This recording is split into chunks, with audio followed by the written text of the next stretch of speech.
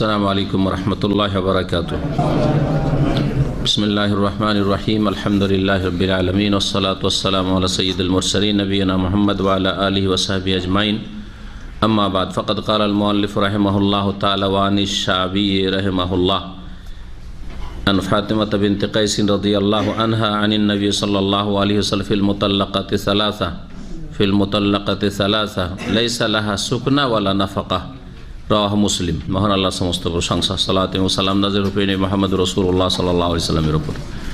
আমাদের বুলুগুল মারাম হাদিসে দর্শের বিষয়বস্তু হচ্ছে মহিলাদের ইদ্দত সম্পর্কে। তালাকের পরে ইদ্দত হোক অথবা বিধবা হওয়ার পরে স্বামীর ইন্তেকালের পরে ইদ্দত হোক, এই দুই রকমেরই ইদ্দত সম্পর্কে যে হাদিসগুলি রয়েছে সেগুলির ব্যাখ্যা গত সপ্তাহে হয়েছে একটা পর্ব, আর আজকে এবং সামনে আরেক সপ্তাহ হয়ে ইনশাআল্লাহ শেষ হবে। হাফিজ ইবনে হাজার রহমতুল্লাহ আলাইহি বুলুগুল মারামের সংকলক লেখক বলছেন, ইমাম শাবি প্রখ্যাত তাবি, তার থেকে বর্ণিত, তিনি সাহাবিয়া ফাতেমা বিনতে কাইস রাদিয়াল্লাহু আনহা থেকে বর্ণনা করেন যে নবী করিম সাল্লাল্লাহু আলাইহি ওয়াসাল্লাম 3 তালাক প্রাপ্তা মহিলা সম্পর্কে বলেন। আর ফাতেমা বিনতে কাইস, কাইসের মেয়ে ফাতেমা রাদিয়াল্লাহু তাআলা আনহার 3 তালাক হয়ে গিয়েছিল পরপর। একবারে 3 তালাক নয়, পরপর 3 বারে 3 তালাক হয়েছিল। এটি ছিল সাহাবাই কেরামদের যুগের প্রচলন, এটি ছিল আবু বকর সিদ্দিক রাদিয়াল্লাহু তাআলা আনহুর যুগের প্রচলন, এটাই ছিল ওমর রাদিয়াল্লাহু তাআলা আনহুর যুগে প্রথম যুগে 3। এমনিতেই 3 তালাক 3 বারে দিতে হবে, এটাই হচ্ছে কোরআন হাদিসের শিক্ষা। আর তারা একসাথে 3 তালাক দিতেন না একমাত্র কোনো জাহিল ছাড়া।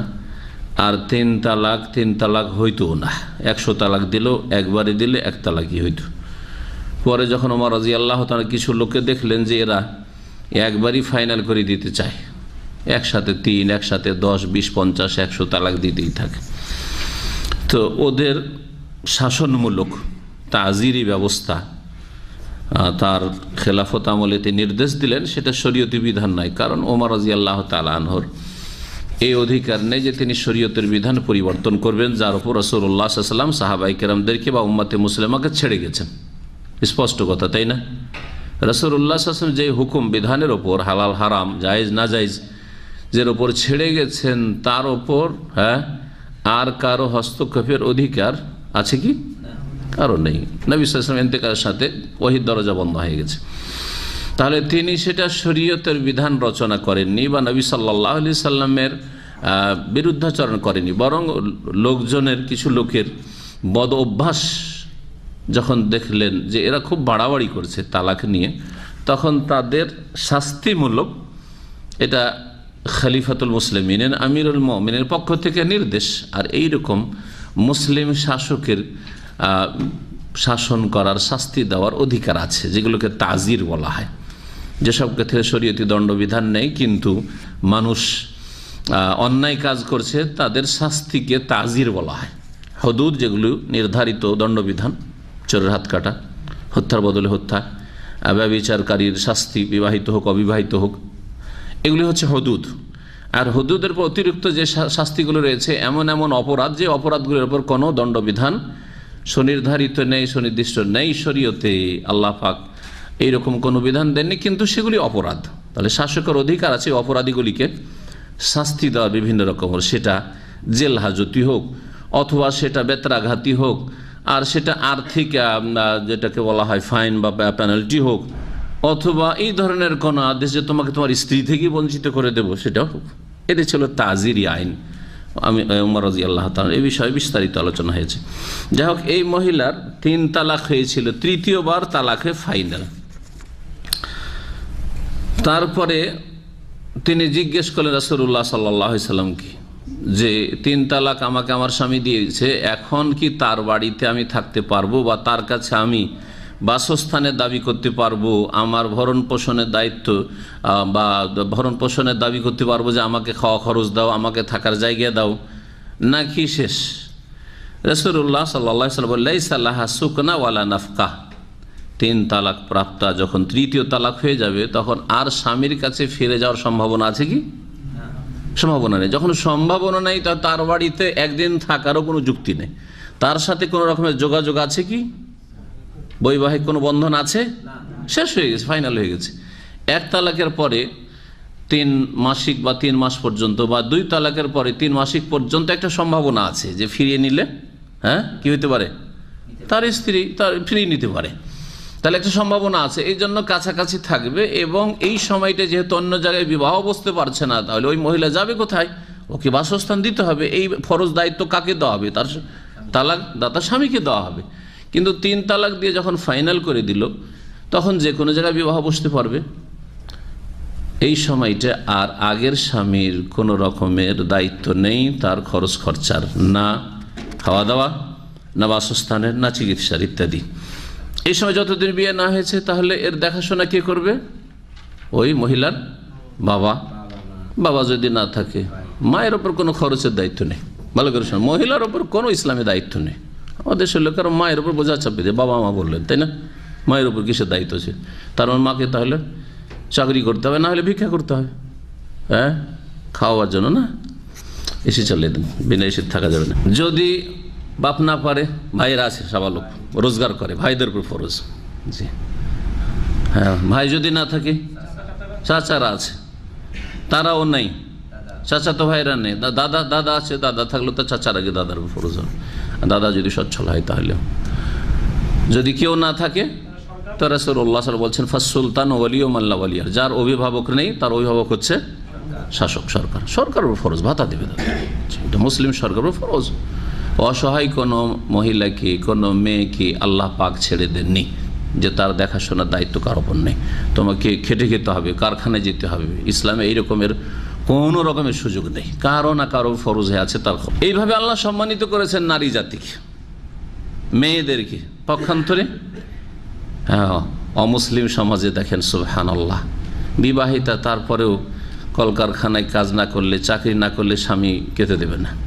জি, বাপের ঘরে আছে, তারপরেও না, মেয়ে সাবালিক হচ্ছে, করে খা, তুই চাকরি কর, চাকরি করবে।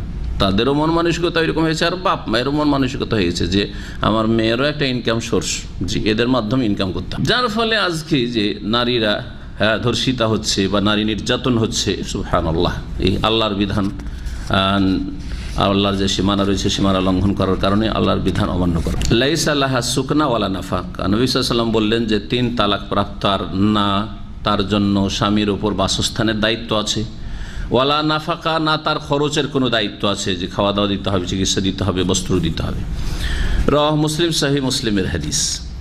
এই হাদিস থেকে বোঝা গেল যে যখন 3 তালাক হওয়ার পরে তার জন্য বাসস্থান নেই, তার জন্য ভরণ পোষণের দায়িত্ব তার স্বামী যে ছিল, বিগত স্বামী, তার ওপর নেই, তাহলে 3 তালাক আগে পর্যন্ত যে তালাকগুলি আছে, এই তালাকগুলিকে কোন তালাক বলা হয়? তালাকে রাজিই বলা হয়। মানে যতক্ষণ পর্যন্ত এমন তালাক হচ্ছে যে রাজি ফিরিয়ে নিতে পারবে স্বামী, ততক্ষণ পর্যন্ত তার অধিকার আছে স্বামীর কাছ থেকে তার খরচ খরচা নেবে, এটা স্বামীর উপর ফরজ, যে তালাক দাতা তার উপর ফরজ।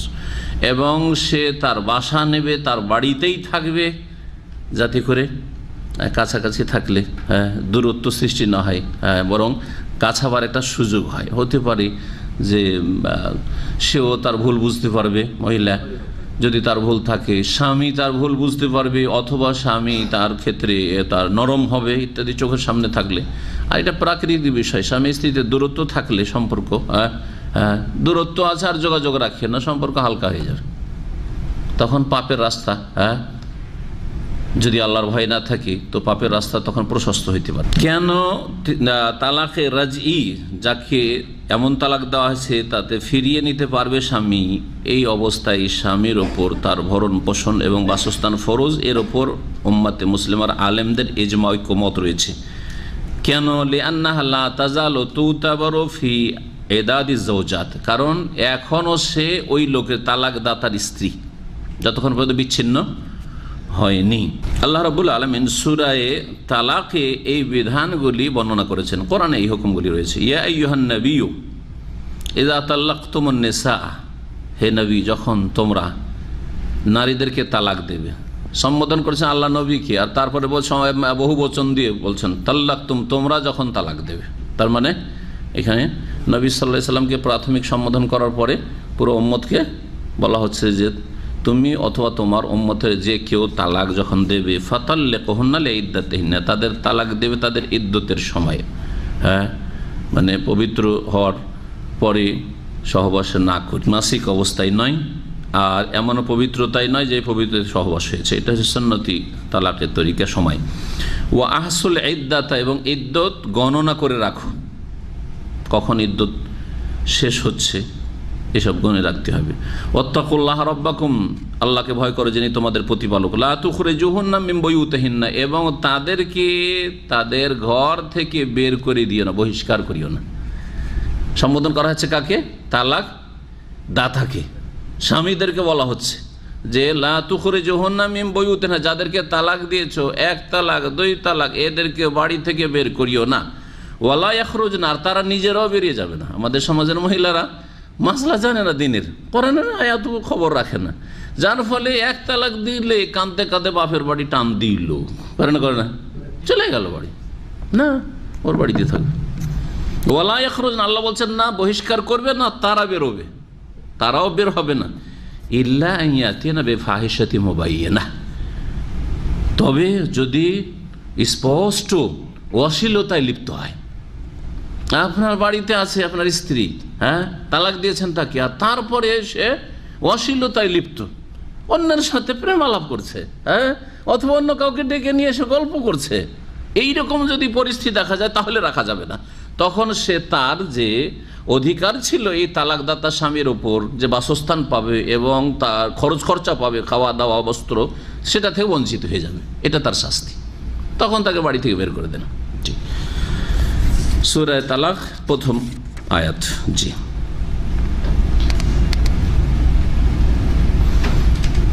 এই ছিল তালাকে রাজির ক্ষেত্রে, যে তাকে বাসা দিতে হবে, খরচ দিতে হবে তালাকদাতাকে। ও আম্মাল বায়েন, আর যদি তালাকে বায়েন হয় বেফাসখিন, বিবাহ বিচ্ছেদের কারণে, বিবাহ বিচ্ছেদ এক হচ্ছে খোলা, অনেকের মতে বিবাহ বিচ্ছেদ, আর একটা হচ্ছে যে স্বামী হয়তো খোঁজ খবর নেয় না, আসেও না, আদালতে কেস হয়েছে, স্বামীকে কল করা হচ্ছে না, আদালতে হাজিরা দিচ্ছে না, তখন আদালত, হ্যাঁ, সেখান থেকে ঘোষণা করলে যে বিবাহ বিচ্ছেদ করে দেওয়া হলো সরকারের পক্ষ থেকে, হ্যাঁ, সরকারের প্রতিনিধি আদালত, কোর্ট থেকে বিবাহ বিচ্ছেদ করে দেওয়া হলো। আও তালাকিন সালাসান, অথবা 3 তালাক হয়েছে, এইরকম যদি তালাক হয়, তাই ফালা নাফাকাতা ওয়ালা সুকনা, তখন না খরচ খরচা পাবে, না বাসস্থান পাবে। সহিহ বুখারী মুসলিমের হাদিস, ফাতিমা বিনতে কায়েস রাদিয়াল্লাহু তাআলা আনহা বলেছে, যে হাদিসটি এখনই আলোচনা করলাম, ওয়াকানা যাওজুহা তাল্লাকাহা আলবাত্তাতা, এই ফাতিমা বিনতে কায়েসের স্বামী তাকে শক্ত তালাক দিয়ে দিয়েছিল, মানে 3 তালাক দিয়ে দিয়েছিল 3 বারে। লা নাফাকাতা লাকি ওয়ালা সুকনা, তোমার না, তোমার স্বামীর উপর যে তালাক দিয়েছে তার উপর খরচ খরচা দায়িত্ব রয়েছে, না তুমি তার কাছ থেকে খরচ খরচা পাবে, না বাসস্থান পাবে।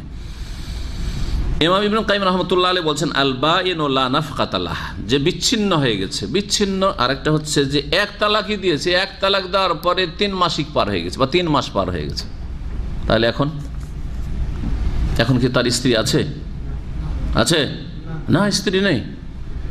এখন এমনভাবে বিচ্ছিন্ন হয়েছে যে অন্য কোনো ছেলে, কোনো পুরুষ যেমন পেগাম দিতে পারে, প্রস্তাব দিতে পারে বিবাহের, তেমনি এই লোকও প্রস্তাব দিতে পারে যে আমি তো তালাক দিয়েছিলাম 1 তালাক অথবা 2 তালাক, আমি তো ফাইনাল 3 তালাক একবার দিয়ে শেষ করিনি স্থায়ীভাবে, আর ইদ্যত পার হয়ে গেছে, তো আমি আবার প্রস্তাব দিচ্ছি। এই প্রস্তাব পাঠাবে মেয়ের অভিভাবকের কাছে, আমি বিয়ে করতে চাই। মানে মেয়ের অভিভাবকের ইচ্ছা করলে আগের জামাইয়ের সাথে বিয়ে দেবে, আর যদি দেখে যে না এর সাথে বিয়ে দেবো না, অন্য ছেলে ভালো পাচ্ছি তার সাথে বিয়ে দেবো, তো সেটা পূর্ণ অধিকার আছে, কোনো দখল নেই তার, যে আমার স্ত্রী ছিল কেন ফিরিয়ে দেবেন না, না, কোনো অধিকার নেই। যতক্ষণ ইদ্যতের মধ্যে আছে না তার অধিকার, এখনও তার বিবাহ বন্ধনে আছে, কিন্তু যখন ইদ্যত পার হয়ে যাবে তখন আর বিবাহ বন্ধন থাকছে না, যেহেতু তালাকে বাইন এটাকে বলা হয়। ইদ্যত পার হয়ে গেলে, এই ইদ্যত পার হয়ে গেছে 3 মাস 3 মাসই হয়েছে, তারপরে স্বামীর কাছ থেকে পাবে না, বাবার বাড়ি তখন থাকবে, বা যার উপরে তার দায়িত্ব আছে। ওয়ালা সুকনা, না বাসস্থান তার আছে, বেসুন্নতে রাসূলুল্লাহ সাল্লাল্লাহু আলাইহি ওয়াসাল্লাম, সহিহ রাসূলুল্লাহ সাল্লাল্লাহু আলাইহি ওয়াসাল্লাম হাদিস দ্বারা প্রমাণিত। বাল মুওয়াফিকাতুন লিকিতাবিল্লাহ, বরং এটি হচ্ছে কোরআন কারীমের আয়াতের অনুকূলে, আর ওয়া মুক্তাদাল কিয়াস, এটি হচ্ছে যুক্তিসঙ্গত, এটা যুক্তির দাবি, কিয়াসের দাবি। ওয়া মাযহাব ফুকাহাইল হাদিস, আর মুহাদ্দিসিনে কেরামদের মধ্যেকার যারা ফুকাহায়ে কেরাম তাদের মত এটি হচ্ছে আহলে হাদিস মুহাদ্দিসিনদের মত, আর এটি হচ্ছে শক্তিশালী মত। তবে ইমাম মালিক আর শাফি এই বিষয়টিতে ইখতিলাফ রয়েছে। ইমাম মালিক আর শাফি তারা বলছেন যে ফায়ারায়ানি লাহা সুকনা দুনা নাফাকা, তাদের মত যে বিচ্ছিন্ন হওয়ার পরেও স্বামীকে কি দিতে হবে? বাসস্থান দিতে হবে, খরচ দেবে না। যাবে কোথায়? থাক, ওকে বাসস্থান দিতে হবে, খরচ খরচের ব্যবস্থা সেই করেনি, তাদের মত এটি। তৃতীয় মত, একটা মত বললাম যে তার জন্য যখন বিচ্ছিন্ন হয়ে যাবে স্বামী থেকে তখন তালাকে বাইন হয়ে গেছে, ইদ্যুৎ পার হয়ে গেছে, অথবা বিবাহ বিচ্ছেদ হয়ে গেছে, তখন তার জন্য কি নেই? বাসস্থানও নেই, আর খরচাও পাবে না স্বামীর কাছ থেকে। এটি হচ্ছে ইমাম আহমদ মুহাদ্দিসিনে কেরাম আর ফুকাহায়ে হাদিস এর মত। আর এটি হচ্ছে কোরআনের অনুকূলে যেমন বললেন, আর ইবনে কাইয়িম রাহিমাহুল্লাহ এটি হচ্ছে সহিহ সুন্নাত দ্বারা হাদিস দ্বারা প্রমাণিত, এটি হচ্ছে যুক্তিসঙ্গত। কারণ তার সাথে তো আর কোনো রকমের সম্পর্ক নেই, অন্য কেউ বিয়ে করতে পারবে তো সেখানে খরচ চালাবে, সেখানে বাসস্থান দেবে, জি তালাক যে দিয়ে দিচ্ছে। আর একটি মত বলে ইমাম মালিক আর শাফির যে কী করতে হবে? বাসা দিতে হবে, খরচ দেবে না। এই মতটি ছিল সাহাবাই কেরামদের মধ্যে মা আয়েশা রাদিয়াল্লাহু আনহার, ও ফুকাহাইল মদিনা সাবা, আর মদিনায় তাবেঈনদের যুগে 7 জন প্রখ্যাত ফুকাহা ছিলেন, তাদের মত। জি, তারা বলছেন যে কোরআনে কারীমের সূরা তালাকে একটি আয়াত আছে, আয়াত নম্বর 6, আল্লাহ বলছেন আসকিনুহুন্না মিন হাইসু সাকানতুম মিন উজদিকুম, তোমরা তালাক যেসব নারীদেরকে দিয়ে দিয়েছো তাদেরকে বাসস্থান দাও। আসকিনুহুন্না মিন হাইসু সাকানতুম, যেই রকম বাসায়, যেই বাসায় তোমরা বসবাস করো, যেই ঘরে বসবাস করো, মিন উজদিকুম তোমাদের সাধ্য অনুযায়ী, তোমাদের ক্ষমতা অনুযায়ী। তারা বলছেন যে এটা যেমন রাজির ক্ষেত্রে, তালাকে রাজির ক্ষেত্রে, তেমনি তালাকে বাইন বিচ্ছিন্ন হয়েছে তারপরেও, এটা বলছে ইমাম মালিক শাফি। কিন্তু এর জবাব হচ্ছে যে না, এটা এইরকম নয়, এটা হচ্ছে একমাত্র তালাকে রাজি এখনও ফেরার সম্ভাবনা আছে তখন এই আয়াত ফিট হবে, আর যখন ফেরার সম্ভাবনা নেই তখন এই আয়াত তাদের ক্ষেত্রে প্রযোজ্য নয়। এই জন্য ভাষ্যকার বলছেন ওয়াসসাহি আল কাউল আল, প্রথম মতটি শক্তিশালী। তৃতীয় আরেকটি মত আছে যেটা না বললে অসম্পূর্ণ থাকবে, সেটা হচ্ছে যে তালাক হয়ে গেছে 3 তালাক, অথবা তালাকে বাইন ইদ্যুৎ পার হয়ে গেছে, তালাক বিচ্ছেদ হয়ে গেছে কিন্তু বিবাহ হয়নি, তাকে খরচও দিতে হবে আর বাসাও দিতে হবে, ঘরও দিতে হবে।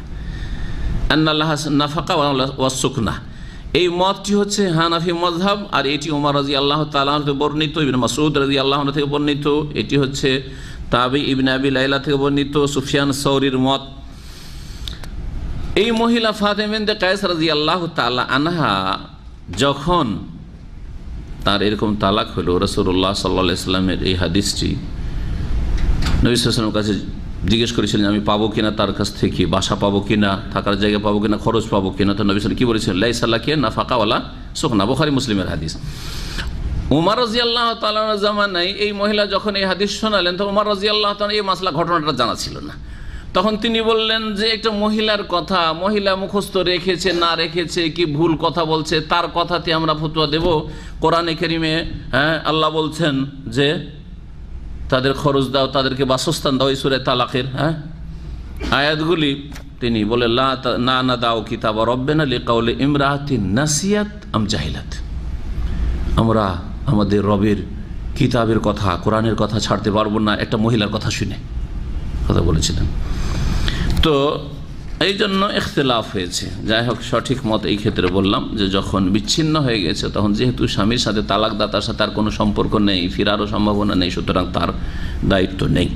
উম্মে আতিয়া রাদিয়াল্লাহু তাআলা আনহা থেকে বর্ণিত তারপরে হাদিস, আন্না রাসূলুল্লাহ সাল্লাল্লাহু আলাইহি ওয়াসাল্লাম قال لا تحد امرأة على ميت فوق 3 إلا على زوج 4 أشهر وعشرة ولا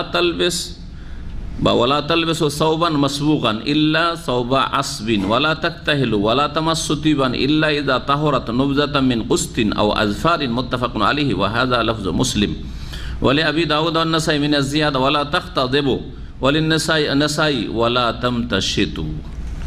বলছেন উম্মে আতিয়া রাদিয়াল্লাহু তাআলা আনহা সাহাবিয়া যে রাসূলুল্লাহ সাল্লাল্লাহু আলাইহি সাল্লাম বললেন লা তুহিদ্দু ইমরাআতুন আলা মাইয়িত, কোন মৃত ব্যক্তির ওপর কোন নারী শোক করবে না ফাওকা সালাসিন 3 দিনের অতিরিক্ত, 3 দিনের বেশি। সাধারণত মহিলারাই বেশি শোকে ভেঙে পড়ে, এই জন্য মহিলার কথা বলা হয়েছে, না হলে পুরুষের ক্ষেত্রে কোনো পুরুষ অথবা নারী কোনো মৃত ব্যক্তির ওপর 3 দিনের বেশি শোক করবে না। এখানে শোক করা মানে কাজকর্ম ছেড়ে দাও, ডিউটি করছে না, হ্যাঁ, পাকশাক করছে না, মহিলারা বাড়িতে পাকশাক করছে না, পুরুষ লোক ডিউটিতে যাচ্ছে না, 3 দিনের বেশি না। তাহলে 3 দিন পর্যন্ত অনুমতি আছে, যে 3 দিন হয়তো ডিউটিতে গেলেন না, বাপ মারা গেছে, হ্যাঁ, মা মারা গেছে, ভাই বোন মারা গেছে, বা কেউ মারা গেছে, তার জন্য বাড়িতে পাকশাক 3 দিন করলো না, 3 দিন আশেপাশের আত্মীয় স্বজনরা খাবার দিচ্ছে, ঠিক আছে, 3 দিনের বেশি না। 3 দিনের বেশি এইরকম কাজকর্ম ত্যাগ করে বসে থাকা যাবে না, এখনো শোক করছেন আপনি। ইল্লা আলা যাওজ, একমাত্র স্বামীর ওপর। তো স্বামীর ওপর কে শোক করবে? স্ত্রী শুধু, হ্যাঁ, স্ত্রী শুধু। কতদিন?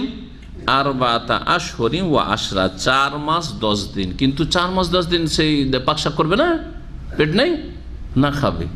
এই শোক 4 মাস 10 দিন করবে। এর ধরনটা কেমন হবে, কোন কোন কাজগুলি নিষেধ, সেটা ইনশাআল্লাহ তাআলা আজকে স্পষ্ট করবো যাতে পূর্ণভাবে। 4 মাস 10 দিন স্বামীর মৃত্যুতে শোক করবে একমাত্র স্ত্রী। ওয়ালা তালবাসু সাওবান মাসবুগান, রঙিন কাপড় পরবেন না, এমন রঙিন আকর্ষণীয়, এসব রঙিন কাপড়, লাল কাপড় মহিলারা পরবে না, হলুদ, সবুজ, আকর্ষণ আছে। জি, রঙিনের মধ্যে কালো তো আছে, বোরকা পরবে না, ওতে আকর্ষণ নেই। এখানে বোঝানো হয়েছে যে এমন রং যে রঙে আকর্ষণ আছে, কালো ছাড়া অন্যান্য রঙে আকর্ষণ আছে। এর মানে এই নয় যে বিধবা একবারে সাদা কাপড় পরে। এই সাদা কাপড় বিধবাদের পরা একটি বিদাত, যেটা ভারত বাংলাদেশে আছে না, আর তাও সারা জীবন ধরে সাদা পড়তে হবে, 4 মাস 10 দিন না। স্বামী মারা যাওয়ার পরে, বিবাহ না হইলে মৃত্যু পর্যন্ত মহিলারা কি করে? সাদা কাপড় পরে। এটা একটি বিদাত, ভালো করে শুনে রাখেন।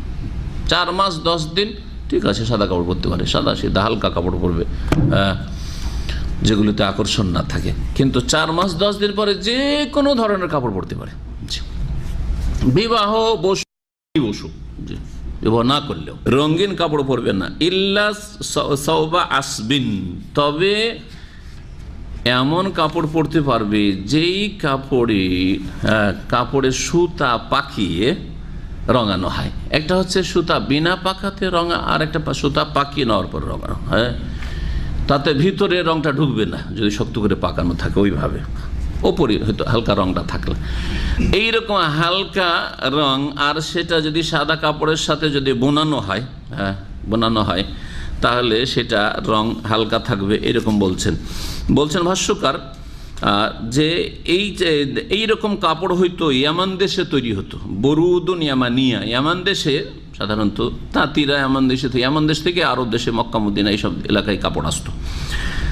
ইয়ামান দেশের চাদর বা কাপড়, হ্যাঁ, ইউআসাবু গাজলুহা, তার কেনারাগুলো পাকি সুতা পাকিয়ে রঙানো হয়। ইউজমা ওয়া ইউসাদ্দু সুম্মা ইউসবাগ ওয়া ইউনসাজু, প্রথম পাকানো হইতো মজবুত করে, মজবুতের পাকানোর পরে রঙানো হইতো, তারপরে বোনানো হইতো। কেউ তাঁতি আছে যাদের বাড়িতে কাপড় বোনা কারবার হয়, আর থাকলেও পরিচয় দিবে না, আমাদের সে অনেকে এটাকে আবার ছোট কাজ মনে করে, পেশা, তাই না? আর বড় জাহিলিয়াত আমাদের মুসলিম সমাজে আছে। কেউ যদি সমাজে তাঁতের কাজ করে তো ওদেরকে অন্যরা আবার ছোট নজরে দেখে। আর এই চাষি যারা কৃষক, তারাও ছোট নজরে দেখে তাঁতিদেরকে, জোলা বলে ঠাট্টা উপহাস করে না? হ্যাঁ, জি হ্যাঁ, এগুলো জায়েজ নয়। মুসলিমদের কাছে সব পেশা, যে পেশা হালাল সেই পেশাতে কোনো রকম মানিজ্যত হানি নেই, পেশা হালাল হইতে হবে। হ্যাঁ, পেশাব পায়খানা সাফ করা হইলেও অসুবিধা নেই, রাস্তা ক্লিন করা হইলেও অসুবিধা নেই। হ্যাঁ, যেগুলো হারাম এগুলো হচ্ছে মানহানিকর পেশা, চুরি করা, ডাকাতি করা, বেইমানি করা, সুদ খাওয়া, ঘুষ খাওয়া, হারাম খাওয়া, হ্যাঁ, এগুলি হচ্ছে মানিজ্যত নষ্টকারী পেশা। বাকি সব পেশা সমান, পেশার কারণে মানুষের মানিজ্য। একটা কাপড় যখন বুনায়, আমরা ছোটকালে লজিং থেকেছি তাঁতিদের বাড়িতে, জোলাদের বাড়ি, যেটা একটা লম্বা সুতা আর একটা হচ্ছে চওড়া সুতা। কি বলে এগুলোকে জানেন? কে বললো? তানা। হ্যাঁ, তানা বলেছে, মাশাআল্লাহ। লম্বা যেটা ওইটা তানা সুতা, আর এটা বানা সুতা। জি, এটা দিয়ে কাপড় বানাচ্ছে আর কি, টানা আর বানা। তো ওতে যদি একটা সাদা হয় আর একটা যদি রঙিন থাকে পাড়ি করার জন্য বা এক জায়গাতে নকশা করার জন্য থাকে, তাহলে ও তো আকর্ষণীয় হবে না। আর সেটাও যদি পাকানোর পরে হয় আর কি, রঙানো হয়, তাহলে এইরকম কাপড় হয়তো আর এই কাপড় ছাড়া উপায় ছিল না সেই যুগে। জন্য নবী সাল্লাল্লাহু আলাইহি ওয়াসাল্লাম বললেন যে যদি এইরকম কাপড় হয় তো অসুবিধা নেই। ওয়ালা তাকতাহিলু, আর বিধবা মহিলা সুরমা লাগাবে না। তাহলে হাদিসে শব্দগুলি খেয়াল রাখবেন, সুরমা লাগাতে পারবে না 4 মাস 10 দিন। ওয়ালা তামাসসু তিবান, আর সুগন্ধি ব্যবহার করতে পারবেন না। সে সুগন্ধি, ঘ্রাণওয়ালা সুগন্ধি তো ব্যবহার করে বাইরেই যাওয়া যাবে না, কিন্তু কিছু আছে সুগন্ধি যেগুলোতে হালকা সুগন্ধি আছে কিন্তু মেকআপ বাড়ায়। আজকাল মেকআপের যেসব আইটেম রয়েছে, কি বাড়ায়? সৌন্দর্য বাড়ায়, চেহারা সৌন্দর্য বাড়ায় বা হাতে পায়ে, সেগুলো ব্যবহার করবেন না বিধবা মহিলা 4 মাস ইদ্যৎকালে। ইল্লা ইযা তাহুরাত, সুগন্ধি আতর ব্যবহার করতে পারবে না তবে যখন মাসিক থেকে পাক হবে। বিধবা মহিলা মাসিক হইল, মাসিক থেকে পবিত্র হইল। মাসিকের রক্তের একটা একবারে মারাত্মক দুর্গন্ধ আছে। এই দুর্গন্ধ দূর করার জন্য যদি আতর সুগন্ধি ব্যবহার করে লজ্জা স্থানে, শুধু গোটা শরীরে নয়, তাহলে এর অনুমতি আছে। নবী করিম সাল্লাল্লাহু আলাইহি ওয়াসাল্লাম বলছেন ইল্লা ইযা তাহুরাত, যখন পাক হবে মাসিক থেকে, নবযাতাম মিন কুস্তিন আও আজফারিন, তাহলে একটা অংশ, একটা ক্ষুদ্র ছোট্ট একটা টুকরো, মিন কুস্ত, কুস্ত নামক সেই যুগের আতর হইতো, অথবা আজফার নামক আতর হইতো। এই আতরগুলি যদি ব্যবহার করে তো করতে পারে। মুত্তাফাকুন আলাইহি, বুখারী মুসলিমের হাদিস। ওয়া হাযা লাফযু মুসলিম, বাক্যগুলি সহিহ মুসলিমের। আবু দাউদ নাসাইতে আরো অতিরিক্ত একটা বাক্য আছে, তাতে থেকে আরেকটি বিধান জানলাম বিধবা সম্পর্কে। ওয়ালা তাখতাযিবু, আর মেহেন্দি লাগাতে পারবে না। খেজাব মানে হচ্ছে মেহেন্দি ব্যবহার করে, মহিলারা হাতে পায়ে মেহেন্দি ব্যবহার করে, এই মেহেন্দি ব্যবহার করতে পারবে না বিধবা ইদ্যৎকালে 4 মাস 10 দিনের ভিতরে। ওয়ালিন নাসাই, নাসাইতে আর একটি বিধান অতিরিক্ত বর্ণিত হচ্ছে, ওয়ালা তামতা সেতু, আর চিরনি করে সাজবে না। চুলে তেল দিচ্ছে, চিরনি করছে, সাজছে, চিরনি করবে না, তামতা সেতু। এই ছিল হাদিস এই মর্মে। এখন বাকি সবগুলি বর্ণনা করছি।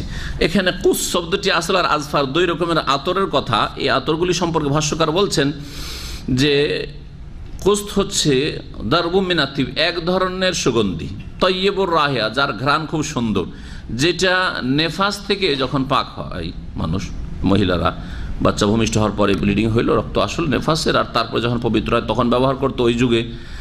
আর ওয়াল আতফাল, ছোট ছোট বাচ্চাদের শরীরে গন্ধ হইতে পারে, পেশাব পায়খানা, সেই জন্য তাদের ক্ষেত্রে ব্যবহার করতো। আজফার এক ধরনের আতর, বলছেন সেটা নওমিনাতিব ইউতাবাখখারু বিহি, যেটা জ্বালিয়ে বখুর বলা হয়, যেটা যেই এইগুলিকে কাঠগুলিকে জ্বালিয়ে সুগন্ধি নেওয়া হয়, করে না আরবরা? আরব দেশে দেখেছেন। ইউনসাবু ইলা জেফার এহদা মদন আদান আর সাহেলিয়া, ইয়ামান দেশের একটি বড় শহর, দক্ষিণ ইয়ামান। এক যুগে দক্ষিণ ইয়ামান, যখন উত্তর দক্ষিণ দুটো দেশ ছিল, আপনারা যারা পুরাতন লোক জানেন হয়তো এই ম্যাপ সম্পর্কে, তখন দুটো দেশের সানা ছিল উত্তর ইয়ামানের রাজধানী, আর দক্ষিণ ইয়ামানের রাজধানী ছিল আদান। আদান একটি বড় শহর আর কি, সানআর মতো।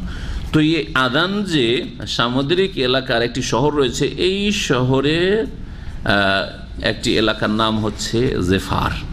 এখান থেকে ওই আতর সুগন্ধটি আসতো। এই জন্য জেফার যদি মহিলারা মাসিক থেকে পবিত্র হওয়ার পরে ব্যবহার করে তো জায়েজ বলেছেন রাসূলুল্লাহ সাল্লাল্লাহু আলাইহি ওয়াসাল্লাম। যেই কাজগুলি মহিলারা বিধবা হলে করতে পারবে না যতদিন ইদ্যতে থাকবে, প্রথম কাজ হচ্ছে যে বাড়ির বাইরে বিনা প্রয়োজনে যেতে পারবে না।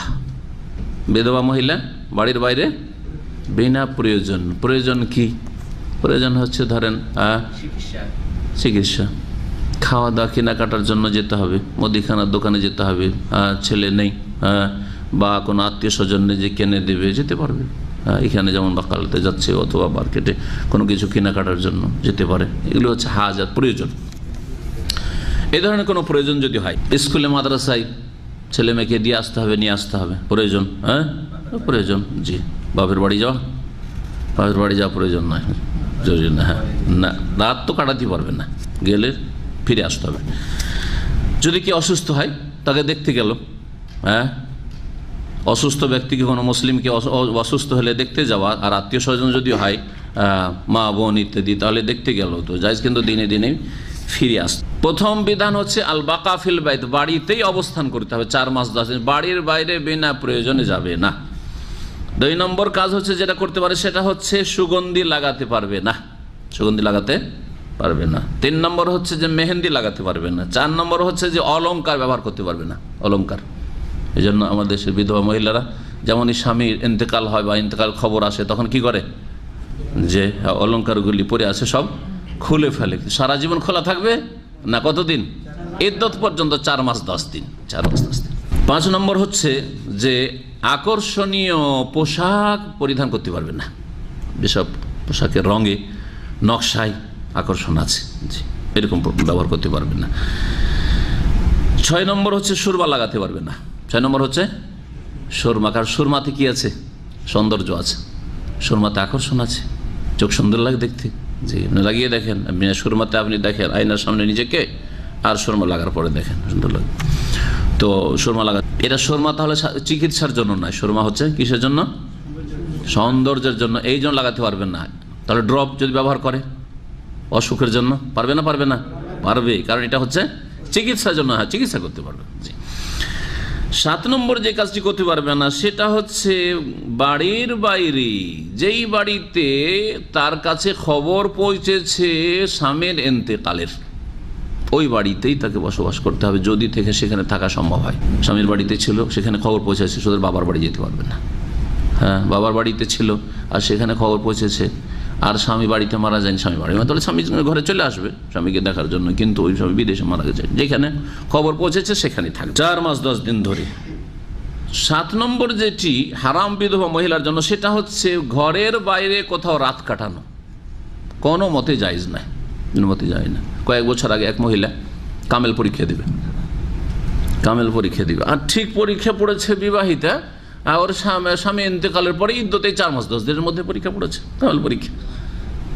জি, পরিচিত আমাদের। তো সমস্যা, একদল হচ্ছে না মোটে পরীক্ষা দিতে পারবে না, পরীক্ষা দিতে পারবে না, আর তার পরীক্ষা ছাড়বে না। আবার এর পড়ার নেশা এমন যে, যেহেতু যুবতী ও পরীক্ষা দেবে, ও স্বামীর হক টক বুঝে নাও, আরো ফতোয়া বুঝে পরীক্ষা দেবে, যেভাবে হোক না কেন। তো একজন ভালো আলেম ফতোয়া দিলেন যে পরীক্ষা যদি দিতেই হয় তাহলে দিনে দিনে যাবে, আর সেন্টারে পরীক্ষা দিয়ে সাথে সাথে তাকে রাতে ফিরতে হবে। কোথায়? নিজের স্বামীর ঘরে ফিরতে হবে, বাড়িতে রাত কাটাতে। সেখানে তার সঙ্গিনী আরও আছে যারা পরীক্ষা দিচ্ছে, তারা হোস্টেলে থাকছে অথবা রুম ভাড়া করে থাকছে যেখানে সেন্টার পড়েছে তার আশেপাশেই, বা যেই শহরে পরীক্ষা হচ্ছে, তার জন্য জায়েজ যে সেখানে রাত কাটাবে, স্বামীর বাড়িতে থাকতে হবে। সে কষ্ট করে 200-250 কিলোমিটার প্রতিদিন যেত আর আসতো, কিন্তু পরীক্ষা দিয়েছে মহিলা। জি, পরীক্ষা দিয়েছে, রাত কাটাতে পারবে না এক কথায়। শুধু এইসব মাসাইলের প্রয়োজন রয়েছে। এমন আপনার হয়তো পরিস্থিতি হলো যে এইরকম হয়তো পরিস্থিতি, ও পরীক্ষা ছাড়তে রাজি না, কারণ আজকালকার মহিলারা তো চাকরি করতে চায়, যে কামেল পাশ করলে হয়তো একটা চাকরি পাবো। বিশেষ করে যদি স্বামীর চাকরি থাকে, স্বামী মারা গেছে, তো ওই জায়গায় সে হয়তো শূন্যস্থান পূরণ করার আশা রাখছে যে ওখানে আমি ঢুকতে পারবো। জি হ্যাঁ, তো লোভ সামলাতে পারছে না। এই ছিল তাহলে বিধান বিধবাদের ক্ষেত্রে, যে বিধবা মহিলারা যেসব কাজ ইদ্যত অবস্থায় করতে পারবে না। তারপরের হাদিস দেখি আমরা। ওয়ান উম্মে সালামা রাদিয়াল্লাহু আনহা ক্বালাত জাআলতু আলা আইনি সাবরান বাদা আন তুফিয়া আবু সালামা। উম্মে সালামা রাদিয়াল্লাহু তাআলা আনহা নবী করিম সাল্লাল্লাহু আলাইহি সাল্লামের স্ত্রী হলেন পরে, কিন্তু তার আগে তিনি ছিলেন আবু সালামা রাদিয়াল্লাহু তাআলা আনহুর স্ত্রী। সালমার বাপ, ছেলের নাম সালমা ছিল। উম্মে সালমা মানে সালমার মা, আর আবু সালামা মানে সালমার বাপ। তো সালমার বাপের ইন্তেকাল হইল। কালাত বলছেন, সালমার আব্বার যখন ইন্তেকাল হলো, মানে আমার স্বামীর ইন্তেকাল হলো, ওই সময় আমি আমার চোখে এক গাছের রস দিয়েছিলাম। সাবরান, হ্যাঁ, এক ধরনের গাছ, সেই গাছের রস চোখে দিত। সেটা শুধু চিকিৎসার জন্য না, বরং তাতে চোখের সৌন্দর্য বাড়ত। বাদা আনতুফি আবু সালামা, আবু সালামার ইন্তেকালের পর ইদ্যত চলাকালীন ফাকালা রাসূলুল্লাহ সাল্লাল্লাহু আলাইহি ওয়াসাল্লাম, রাসূলুল্লাহ সাল্লাল্লাহু আলাইহি ওয়াসাল্লাম জানতে পারলেন যে উম্মে সালামা সাবর নামক গাছের রস চোখে ব্যবহার করছে ইদ্যত অবস্থায়। বললেন যে শোনো, ইন্নাহু ইয়াসুব্বুল ওয়াজহা, এই সাবর এই গাছের রস চোখের সৌন্দর্যকে বৃদ্ধি করে। ইয়াসুব্বুল ওয়াজহা মানে চেহারাকে জোয়ান করে দেয়, যুবক করে দেয়। চেহারাকে যুবক করে দেয় মানে কি? মানে চেহারা আর সৌন্দর্য বাড়ায়। ফালা তাজআলিহি, সুতরাং সেটা তুমি দিতে পারবে না। তবে তুমি যদি মনে করে যে সেটা দেব আর তাতে আমার চোখের চিকিৎসা রয়েছে, উপশম হবে রোগের বা কিছু, ইল্লা বিল্লাহ, তাহলে রাত্রে দাও, কারণ রাত্রে কেউ দেখতে পাবে না। রাত্রে ব্যবহার করে, দিনে ব্যবহার করলে কোনো পুরুষের নজর পড়ে যেতে পারে, আকর্ষণ হইতে পারে। জি বা এমনি মহিলারা দেখবে সাজছে, মহিলারা আরে স্বামী মারা গেছে, এইদিকে স্বামীর শোক টোক নাই, সাজছে, ও মেকআপ করছে, সমালোচনা হবে না? হবে না? ওয়ান যাই হে বিন নাহারি, আর রাত্রে সেটা দূর করে, দিনে দূর করে, রাতে লাগায়ও আর দিনে সেটাকে পরিষ্কার করে নিও, দিনে যাতে করে তার সৌন্দর্যের কিছু না থাকে। ওয়ালা তামতা সেটি বিত্তিবি, আর সুগন্ধির দ্বারা তুমি চিরুনি করে, চিরুনি করছে আর সুগন্ধিযুক্ত তেল ব্যবহার করছে। আজকালকার মহিলাদের তেলগুলো সবগুলিতে সুগন্ধি থাকে প্রায়, তাই না? সুগন্ধি ব্যবহার করতে পারবে না। ওয়ালাবিল হেন্নাই, আর অনেকে চুলে, অনেক মহিলারা চুলে কি করে, মেহেন্দি লাগায় চুল চেপে রাখার জন্য। তো চুল চেপে রাখার জন্য যাতে করে উড়ে টুড়ে বিক্ষিপ্ত না হয়ে যায়, এটাও চলবে না, মেহেন্দি লাগানো চলবে না। ফাইন্নাহু খেজাবুন, কারণ এটা হচ্ছে খেজাব, খেজাব রং করা যাবে না। তাহলে কুল তো বিআই সেই নামতা সেতু, তাহলে আমি কিভাবে চুলগুলিকে চাপা দেবো, বসাবো, চিরুনি করে রাখবো যাতে করে এদিক সেদিক বিক্ষিপ্ত না হয়। কালা বিসিদরে, রাসূলুল্লাহ সাল্লাল্লাহু আলাইহি ওয়াসাল্লাম বড়ই পাতা দিয়ে, কুলপাতা দিয়ে, কুলপাতাকে বেটে চুলে লাগিয়ে নাও, তারপরে চুলগুলো বসে থাকবে, তাতে পরিষ্কার পরিচ্ছন্ন হবে। বড়ই পাতাতে পরিষ্কার পরিচ্ছন্ন হয়, এই জন্য মৃতের শরীরে বড়ই পাতা এতে পানিতে গরম করে তারপরে ব্যবহার করতে বলা হয়েছে। তো বড়ই পাতা ব্যবহার করতে পারে রাসূলুল্লাহ সাল্লাল্লাহু আলাইহি ওয়াসাল্লাম। আবু দাউদের হাদিস, নাসাইর হাদিস, এবং এর সনদ হচ্ছে হাসান। উম্মে সালামা রাদিয়াল্লাহু তাআলা আনহা থেকে আরো বর্ণিত, বলছে ইন্না ইমরাআতান কালাত ইয়া রাসূলুল্লাহ, আন্না ইমরাআতান কালাত ইয়া রাসূল, এক মহিলা বলল হে আল্লাহর রাসূল, ইন্না ইবনাতি মাতা আনহা যাওজুহা, আমার মেয়ের স্বামী মারা গেছে। ইন্না ইবনাতি, আমার মেয়ের, মাতা আনহা যাওজুহা, স্বামী মারা গেছে, মানে আমার মেয়ে বিধবা হয়েছে। ওয়াকাদ ইশতাকাত আইনুহা, আর তার চোখ উঠেছে। ইশতাকাত আইনুহা, চোখে রোগ হয়েছে, মানে চোখ উঠেছে। আফা তাখুলুহা, আমার মেয়ে কি চোখে সুরমা লাগাতে পারবে? উদ্দেশ্য হচ্ছে চোখের সুরমার মাধ্যমে আমি চিকিৎসা করব চোখের। কাল আল্লাহ, রাসূলুল্লাহ বলেন না, চোখের সুরমা লাগাতে পারবে না। উদ্দেশ্য কি ছিল? চিকিৎসা ছিল, তারপরেও সুরমা লাগাতে, সুরমা দ্বারা চিকিৎসা করতে নিষেধ করলেন, কারণ এতে সৌন্দর্য বাড়বে। মুত্তাফাকুন আলাইহি, বুখারী মুসলিমের হাদিস। এই হাদিসগুলি থেকে বোঝা গেল যে মৃত ব্যক্তি, আগের একটি হাদিস, এর আগে 962 উম্মে আতিয়া রাদিয়াল্লাহু তাআলা আনহার হাদিস, আর তারপরে ছিল উম্মে সালামার হাদিস, দুটি পরপর। এই তিনটি হাদিস থেকে যেসব মাসাইলগুলি জানলাম, ভাষ্যকার বেশ কিছু গুরুত্বপূর্ণ মাসাইল উল্লেখ করেছেন, আলোচনা করি। বলছেন যে মৃত ব্যক্তি, যে কোনো মৃত ব্যক্তির জন্য শোক করা, মানে কাজকর্ম ত্যাগ করে শোক করা জায়েজ রয়েছে, মাতম নয়।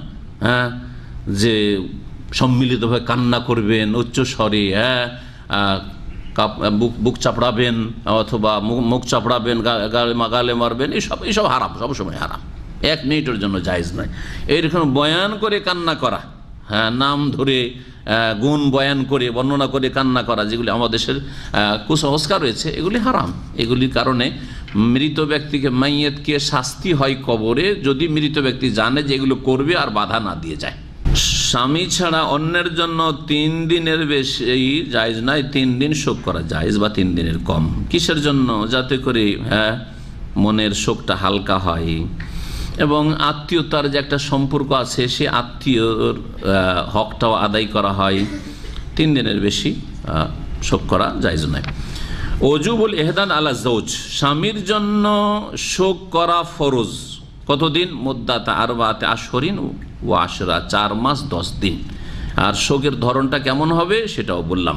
জি, শোকের ধরন এই নয় যে 4 মাস 10 দিন ধরে শুধু কান্না করতে থাকবে, না, বরং ধৈর্য ধারণ করবে। শোকের তরিকা এই নয় যে সে মাতম করবে। শোকের ধরন এই নয় যে চিৎকার করবে। শোকের ধরন এই নয় যে তার স্বামীর গুণাবলী বয়ান করবে শুধু, ইত্যাদি, বা অনুষ্ঠান করবে, এরকম কিছু শোকের না। 4 মাস 10 দিন। কিন্তু যদি বিধবা মহিলা গর্ভধারণকারিণী হয়, গর্ভবতী হয়, তাহলে তখন আর 4 মাস 10 দিন না, তখন কি বাচ্চা ভূমিষ্ঠ হইলে। গত সপ্তাহে যেমন একটি হাদিস দিয়েছে, 40 দিনে বাচ্চা ভূমিষ্ঠ হয়েছিল, এই তো শেষ।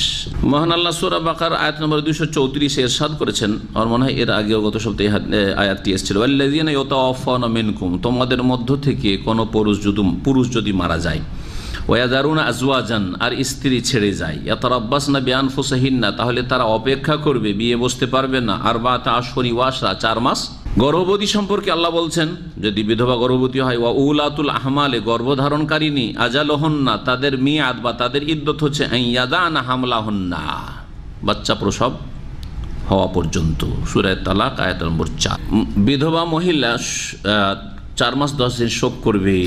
আর যেসব বাধা নিষেধ শুনলেন 7টি বর্ণনা করলাম, এর মধ্যে কিন্তু পরিষ্কার পরিচ্ছন্নতার বিষয়টি আসেনি, যে পরিষ্কার পরিচ্ছন্ন থাকতে পারবে না পারবে না, গোসল করতে পারবে না পারবে না, হ্যাঁ, গোসল করে শরীরে গন্ধ হইতে পারে, সাবান ব্যবহার করতে পারবে না পারবে না, পারবে। সাবানের যে সুগন্ধি আছে একেবারে হালকা সুগন্ধি, এটা আতর নয়, এটাকে কেউ আতর বলবে না, এটা আতর নয়। সুতরাং বিধবার জন্য সাবান, সেন্টেড সাবান ব্যবহার করা যায়।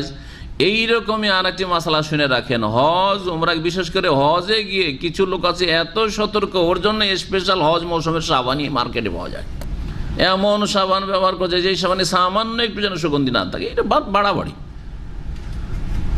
যেই আতর খুশবু নিষেধ আছে এহরাম অবস্থায়, সেটা যেটাকে আতর বলা হয়, খুশবু বলা হয়। আর এই সেন্টেড সাবানে যেটুকু সেন্ট থাকছে এটা আতর নয়। সুতরাং যেসব সেন্টেড সাবান এখানে পাওয়া যায়, ডোব সাবান বা এই ধরনের যেগুলি সাবান রয়েছে, লাক্স সাবান ইত্যাদি, সব জায়েজ রয়েছে। এমন নয় যে একেবারে সাদা সাবান হইতে হবে যাতে সামান্যতম কোনো রকমের সেন্ট না থাকে, এত বাড়াবাড়ি বা এত কঠোরতা শরীয়তে নেই। কিন্তু নিজেরা অনেকে কঠোরতা অবলম্বন করে। যেমন স্যান্ডেল আর জুতার ক্ষেত্রে, স্যান্ডেলে এহরাম করা সুন্নাত মুস্তাহাব, কিন্তু জুতাতেও এহরাম করা জায়েজ, কিন্তু আমাদের সমাজের লোকের হারাম মনে করে। হ্যাঁ, সে ওপর ঢাকা থাক, ওপর ঢাকলে কোনো অসুবিধা নেই, টাকনার ওপর ঢাকা না থাকলে হলো। টাকনার ওপর ঢাকা তার মানে মোজার মতো হয়ে গেল। আর মোজা নিষেধ করা হয়েছে পুরুষদেরকে, মোজা এর অবস্থায় নিষেধ করা হয়েছে। এই জন্য এমন জুতা চলবে না যাতে টাকনাটাও ঢাকা থাকছে। আর সাধারণত কোনো জুতাতে টাকনা ঢাকা থাকে না, সব টাকনার নিচে থাকছে একমাত্র যেগুলি হচ্ছে আপনার কি বলছেন সেফটি, যেগুলো বোর্ড ধরেন এইগুলো যেগুলো ওপর পর্যন্ত আছে সেগুলি শুধু। তারপরে সেটা থাকলে নবী সাল্লাল্লাহু আলাইহি ওয়াসাল্লাম কেটে নাও, সেটাকে কেটে নিচে করে টাকা নিচে নামিয়ে দাও, তাইলে হয়ে যায়। বিধবার সাথে সম্পর্কিত বেশ কিছু বিধিবিধান রয়েছে, তার মধ্যে একটি হচ্ছে আন্নাল মুহিদ্দাতা লাইসাত মামনুআতান মিনাত তানযিফি বাদানিহা ওয়া সিয়াবিহা, যে বিধবা মহিলা সে শরীর পরিষ্কার করতে পারবে, কাপড় পরিষ্কার পরিচ্ছন্ন করতে পারবে এবং সে তাতে সাবান ব্যবহার করবে। নবী করিম সাল্লাল্লাহু আলাইহি সাল্লাম উম্মে সালামাকে অনুমতি দিয়েছিলেন যে বরই পাতা দিয়ে পরিষ্কার পরিচ্ছন্ন, গোসল করার সময় বরই পাতা ব্যবহার করতে বলেছেন। বোঝা গেল যে পরিষ্কার পরিচ্ছন্নতা নির্দেশ দিয়েছেন নবী করিম সাল্লাল্লাহু আলাইহি সাল্লাম। যেটা নিষিদ্ধ সেটা হচ্ছে অলংকার, জিনত, সাজ, যেটাতে সাজ বাড়ায়, আকর্ষণ বাড়ায়, সেটা নিষেধ। নাজাফা, পরিচ্ছন্নতা আর পরিষ্কার হওয়া নিষেধ নয়। এইরকমই বিধবা মহিলা অপর পুরুষের সাথে প্রয়োজনে কথা বলতে পারে, প্রয়োজনে কথা বলতে, এমন না যে বিধবা মহিলা মানে জেলখানায় বন্ধ, একবারে ছেলে একাই, কারোর সাথে কথা বলতে পারবে না, কেউ কথা বললে উত্তর দেবে না, না না, এগুলো কঠোরতা। মহিলাদের সাথে তো কথা বলতে পারবে, পুরুষদের সাথেও কথা বলতে পারবে। কোন ধরনের পুরুষ? যেসব পুরুষদের সাথে মাহরাম ছাড়ো, যেসব পুরুষদের সাথে প্রয়োজনে ফিতনা ছিল না, ওই জন্য বিধবা হওয়ার আগেও কথা বলতো। এটা সার্কুলার মনে রাখবেন, ওলামারা উল্লেখ করেছেন। আমি বলছি কে উল্লেখ করেছেন? ইমাম ইবনে তাইমিয়া রাহমাতুল্লাহ আলাইহি উল্লেখ করেছেন এই বিষয়টি, ইবনুল কাইয়িম রাহমাতুল্লাহ উল্লেখ করেছেন। তাদের উক্তিগুলি পড়ে শোনাচ্ছি। তো বলছেন এই জন্য যে লাইসাতিল মুহিদ্দাতু মামনুআতান মিন মুখাতাবাতির রিজালিল আজানিব, অপর পুরুষ, বেগানা পুরুষ, মাহরাম নয়। মাহরাম তো বাপের সাথে, আপন ভাইয়ের সাথে, আপন সাথে, আপন দাদার সাথে, আপন নানার সাথে, আপন মামার সাথে, এদের সাথে কথা বলবেই।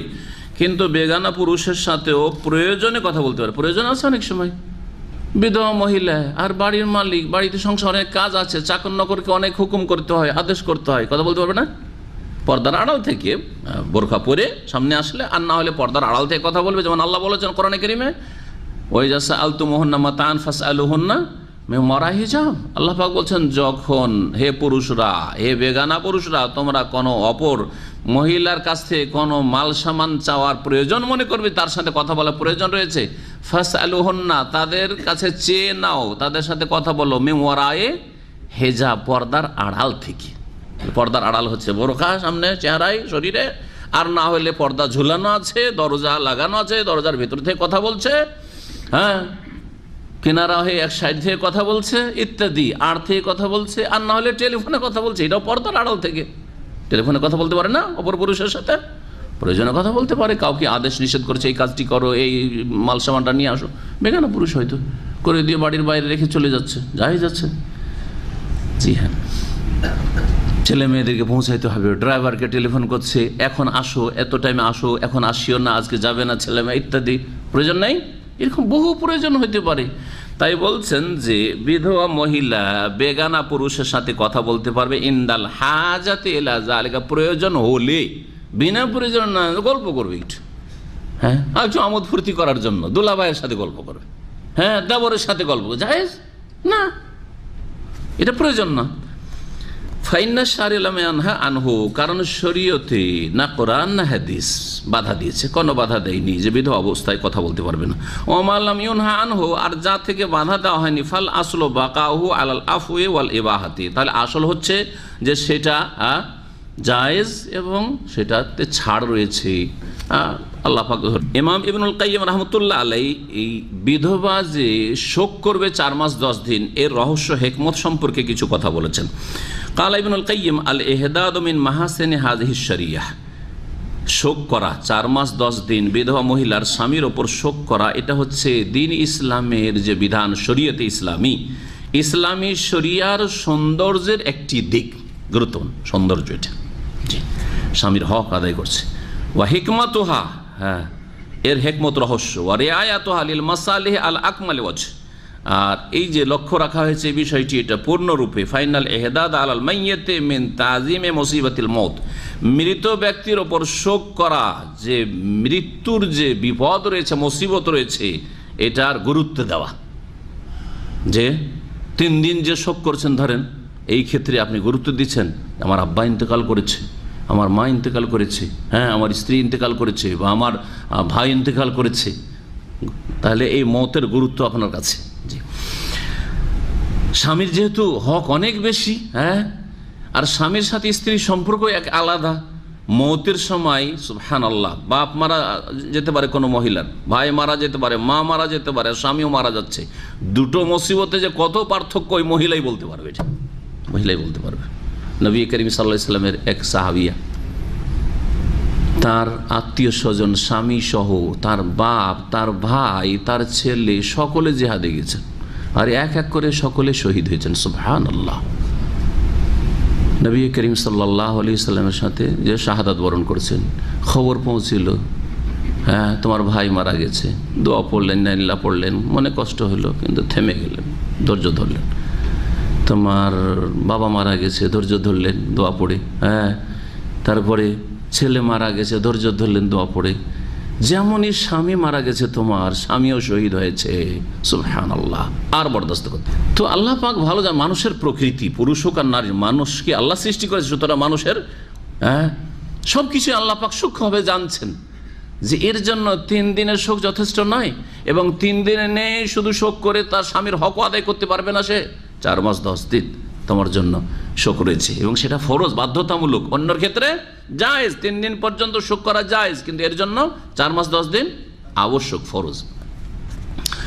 বলছেন যে ফাইনাল ইহদাদ আল মাইয়্যিতি মিন তাযিম মুসিবাতিল মউত, মওতের যে বিপদ এসছে এটাকে বড় করে দেখা, হ্যাঁ এর গুরুত্ব দেওয়া হচ্ছে এই শোকের মাধ্যমে প্রকাশ করেছে। আল্লাতী লা বুদ্দা আন তুহদিসা লিল মুসাবি মিনাল জাযাই ওয়াল আলামি ওয়াল হুজনি, যেই ব্যক্তির ওপর বিপদ এসছে, বিপদগ্রস্ত ব্যক্তি, তার অবশ্যই মানসিক অবস্থায় অবনতি ঘটে, তার কষ্ট হয়, তার শোক হয়, দুঃখ হয়, যেটা হচ্ছে মানুষের প্রকৃতি।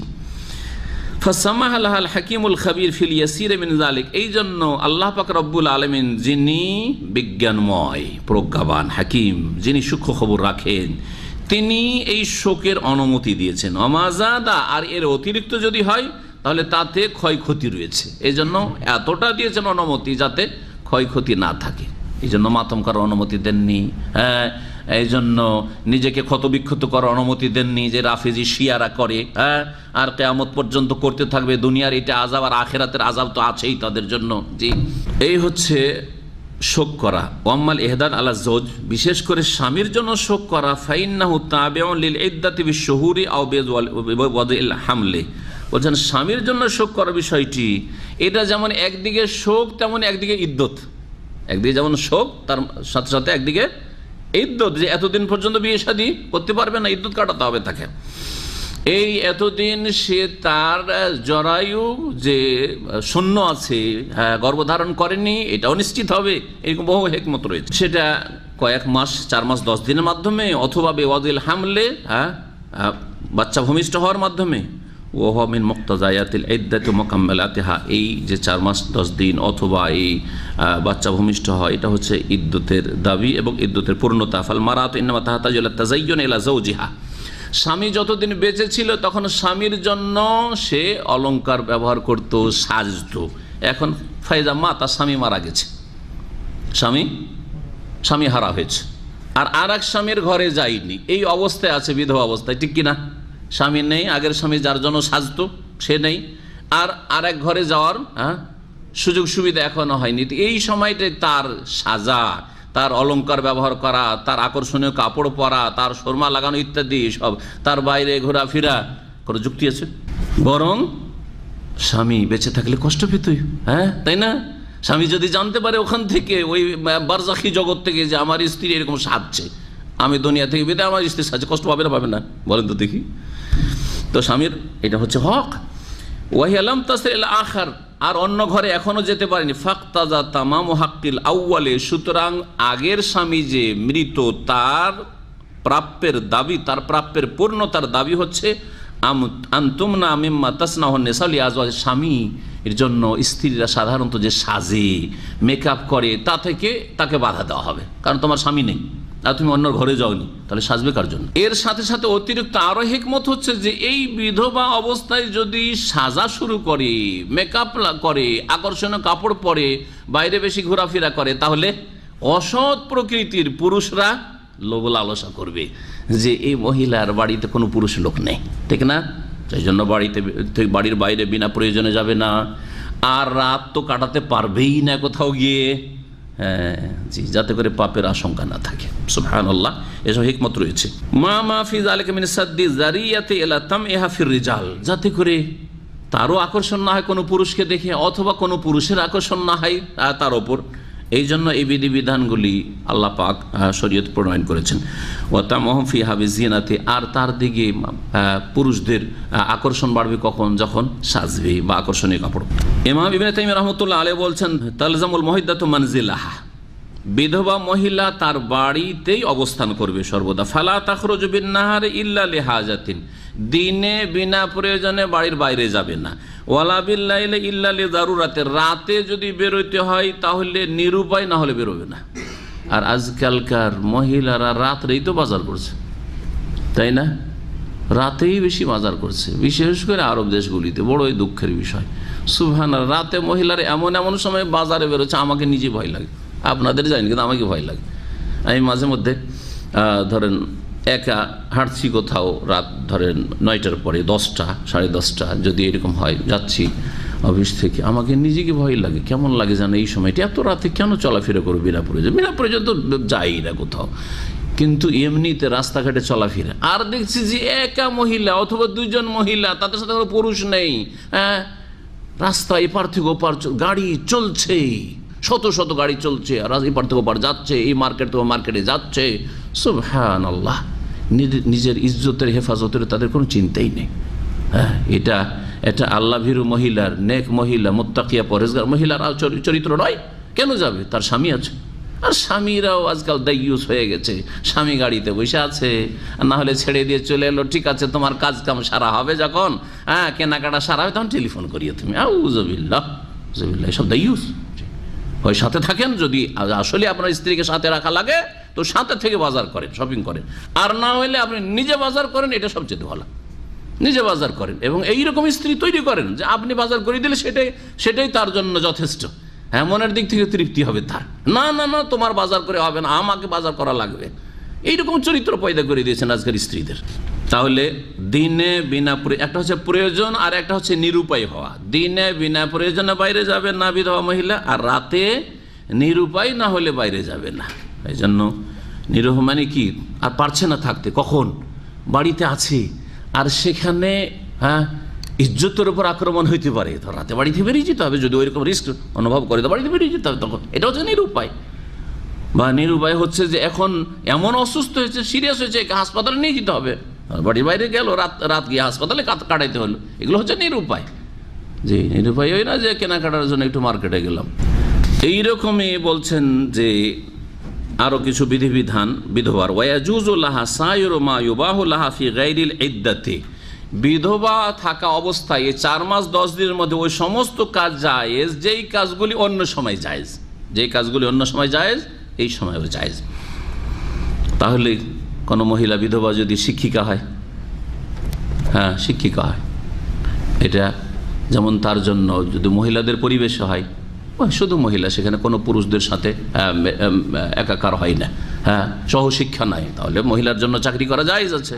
মহিলার জন্য চাকরি করা মহিলাদের পরিবেশে জায়েজ আছে। যখন তার বিধবা হওয়ার আগে জায়েজ ছিল, তাহলে বিধবা হওয়ার পরেও সে চাকরিতে ডিউটিতে যেতে পারবে দিন। এটা হচ্ছে প্রয়োজন হাজাত। রাত্রে হলে না, রাত্রে যাবে না, কিন্তু দিনে যেতে পারবে। মিসলু কালাম মান তাহতাজু ইলা কালামিহি মিনার রিজাল, পুরুষদের সাথে যদি কথা বলার প্রয়োজন হয়, যে অমুক অমুক পুরুষের সাথে আমার কথা বলার প্রয়োজন, ইযা কানাত মুতাসাত্তিরা, যদি পর্দার সাথে থাকে। মাসলা মাসাইল জানতে হবে। মাসলা মাসাইল জানা বিধবা হওয়ার আগে জায়েজ ছিল কিনা, অবিবাহিতার জন্য জায়েজ, বিবাহিতার জন্য জায়েজ। ফিতনা মুক্ত হইতে হবে, নির্জনে গিয়ে নয়, টেলিফোনে জিজ্ঞেস করছে, পর্দার আড়াল থেকে জিজ্ঞেস করছে, জায়েজ আছে কিনা, হ্যাঁ জায়েজ আছে। মহিলার আওয়াজ পুরুষ শুনতে পারে, পুরুষের আওয়াজ মহিলা শুনতে পারে, প্রয়োজনে, কিন্তু নিষ্প্রয়োজন না, বিনা প্রয়োজনে শুধু গল্প না, কিন্তু এর প্রয়োজন মাসলা মাসাইল জিজ্ঞেস করবে। যেমন বিধবা হওয়ার আগে জায়েজ ছিল, সুতরাং বিধবা হওয়ার পরেও যদি কোনো মাসাইল জিজ্ঞেস করতে হয়, তাহলে আলেমদেরকে, জ্ঞানীদেরকে জিজ্ঞেস করতে পারবে। এইরকমই বহু মাসাইল হতে পারে। ওয়াহাযা হুয়া সুন্নাতু রাসূলিল্লাহ, আর এটি হচ্ছে রাসূলুল্লাহর আদর্শ বিধবাদের ক্ষেত্রে। আল্লাযী কানা ইয়াফআলুহু নিসাউস সাহাবা, যা সাহাবায়ে কেরাম রাদিয়াল্লাহু আনহুমদের স্ত্রীরা করতেন। বিধবা হইলেও কথা বলতেন ওই রকমই ওই সব লোকদের সাথে যাদের সাথে অন্য সময় আগে বিধবা হওয়ার আগে কথা বলতেন। এদা মা তাজওয়াজুনা, তাদের স্বামীরা ইন্তেকালের পরে। ওয়াইন কানাত খারাজাত লিগাইরি হাজাতিন আও বাতাত ফি গায়রি মানজিহা লিগাইরি হাজাতিন আও তারাকাত লিহদাদা ফাতাস্তাগফিরুল। এখন কোন মহিলা যদি বিনা প্রয়োজনে ঘরের বাইরে বেরিয়ে যায় দিনে, অথবা নিজের বাড়ি ছাড়া কোথাও রাত কাটিয়ে দিয়েছে, অপরাধ করে ফেলেছে, এরকম গেছে স্বামীর বাড়ি থেকে বাপের বাড়ি বেড়াতে গেছে, ওখানে এক রাত থেকে গেছে, ভাইয়ের বাড়ি গিয়ে এক রাত থেকে গেছে, এরকম যদি করে দেয়, বিনা প্রয়োজনে যেতে হবে না। তারপরে বিনা প্রয়োজনে একটু ঘুরতে, বাজারে ঘুরতে চলে গেছে, হ্যাঁ সমুদ্র বিচ, হ্যাঁ না বাজার কেনাকাটা প্রয়োজন বলবেন, কিন্তু সমুদ্র ঘুরতে যাওয়া, হ্যাঁ এখানে 3 দিকে সমুদ্র, দাম্মাম খোবারে, তাই না? তো এই সমুদ্র বিচে ঘুরতে যাওয়া অথবা পার্কে ঘুরতে যাওয়া বিধবা মহিলা যদি যায়, জায়েজ? প্রয়োজন নাই, কিন্তু বিনা প্রয়োজনে চলে গেছে, ধরেন মুবাহ জায়েজ কাজ, জি তার প্রয়োজনও এমন নাই যে যেতেই হবে, 4 মাস 10 দিন গেলাম না, না করতে কোথাও, কিন্তু গিয়েছে। যদি এইরকম কাজ করে, অথবা শোক করলো না, অলংকার পরেছে, রঙিন কাপড় পরেছে, ইত্যাদি ইত্যাদি, তাহলে গুনাহ করেছে, হারাম নাজায়েজ কাজ করেছে। ফাতাস্তাগফিরুল্লাহ, আল্লাহর কাছে তওবা ইস্তেগফার করবে, ওয়া তাতুবু ইলাইহি, তওবা করে আল্লাহর দিকে ফিরে আসবে, আর নতুন করে আবার শুরু করবে 4 মাস 10 দিন পুরা করা। এইরকম কোনো বিধান নেই, ওয়াইন কানা বাকিয়া মিনহা শাই, ধরেন কয়েকদিন এরকম ভুল করেছে, তারপরে মাসলা জানতে পেরেছে, বাকি আর কিছুদিন আছে, তো বাকিগুলি কমপ্লিট করবে। এখানে ঠিক ওই রকম একজন ইন্ডিয়ান উর্দু ভাষী এই হাইল খালিজে বসবাস করত, ফ্যামিলি নিয়ে, সে মারা যায়, হার্ট অ্যাটাক করে মারা যায়, 3-4 বছর আগের ঘটনা। তারপরে ওই মহিলা অলংকার পরে আছে, যেহেতু আমার ভাইয়ের প্রতিবেশী ছিল ওই মহিলারা, তো আমার ওয়াইফ গিয়েছে, যে পাশে দেখে আসে বিধবা হয়েছে মহিলা, একটু সান্ত্বনা দিয়ে আসে, গিয়েছে, তো যাওয়ার পরে দেখে যে অলংকার কানে গলাতে সব পরে আছে। আরে আশ্চর্য ব্যাপার। যখন বললো গিয়ে আমার ওয়াইফ যে এটা তো আপনার জন্য জায়েজ নাই, আপনি অলংকার পরে আছেন, আপনি বিধবা হয়েছেন, খুলে ফেলেন।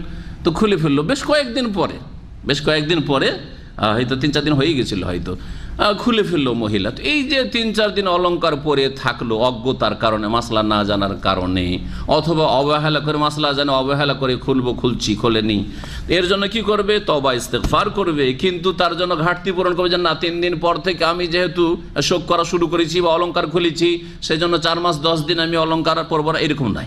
বাস টোটাল 4 মাস 10 দিন, 2-4-10 দিন যা বাকি আছে, বাকিটা সে মেনে চলবে।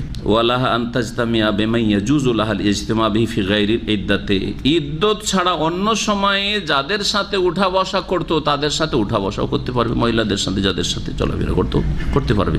এইরকমই আরো আলমারা বলছেন আন্না কালাম আল মুহিদ্দাতে মা সাদিক ওয়াল করিব, বিধবা মহিলা বান্ধবীর সাথে অথবা আত্মীয়দের সাথে কথা বলার ক্ষেত্রে ইনকানাত মামনুআতাম মিনহু ক্বাবলা আল ইহদাদ, এমন আত্মীয় এমন বন্ধু বান্ধবী যে তাদের সাথে কথা বলা ইদ্দতের আগেও নাজায়েজ ছিল, যখন স্বামী বেঁচে ছিল তখনও নাজায়েজ ছিল, বিবাহের আগেও নাজায়েজ ছিল। যদি এইরকম হয় তাহলে বিধবা অবস্থায়ও কথা বলতে পারবে না, কারণ আগেও নাজায়েজ।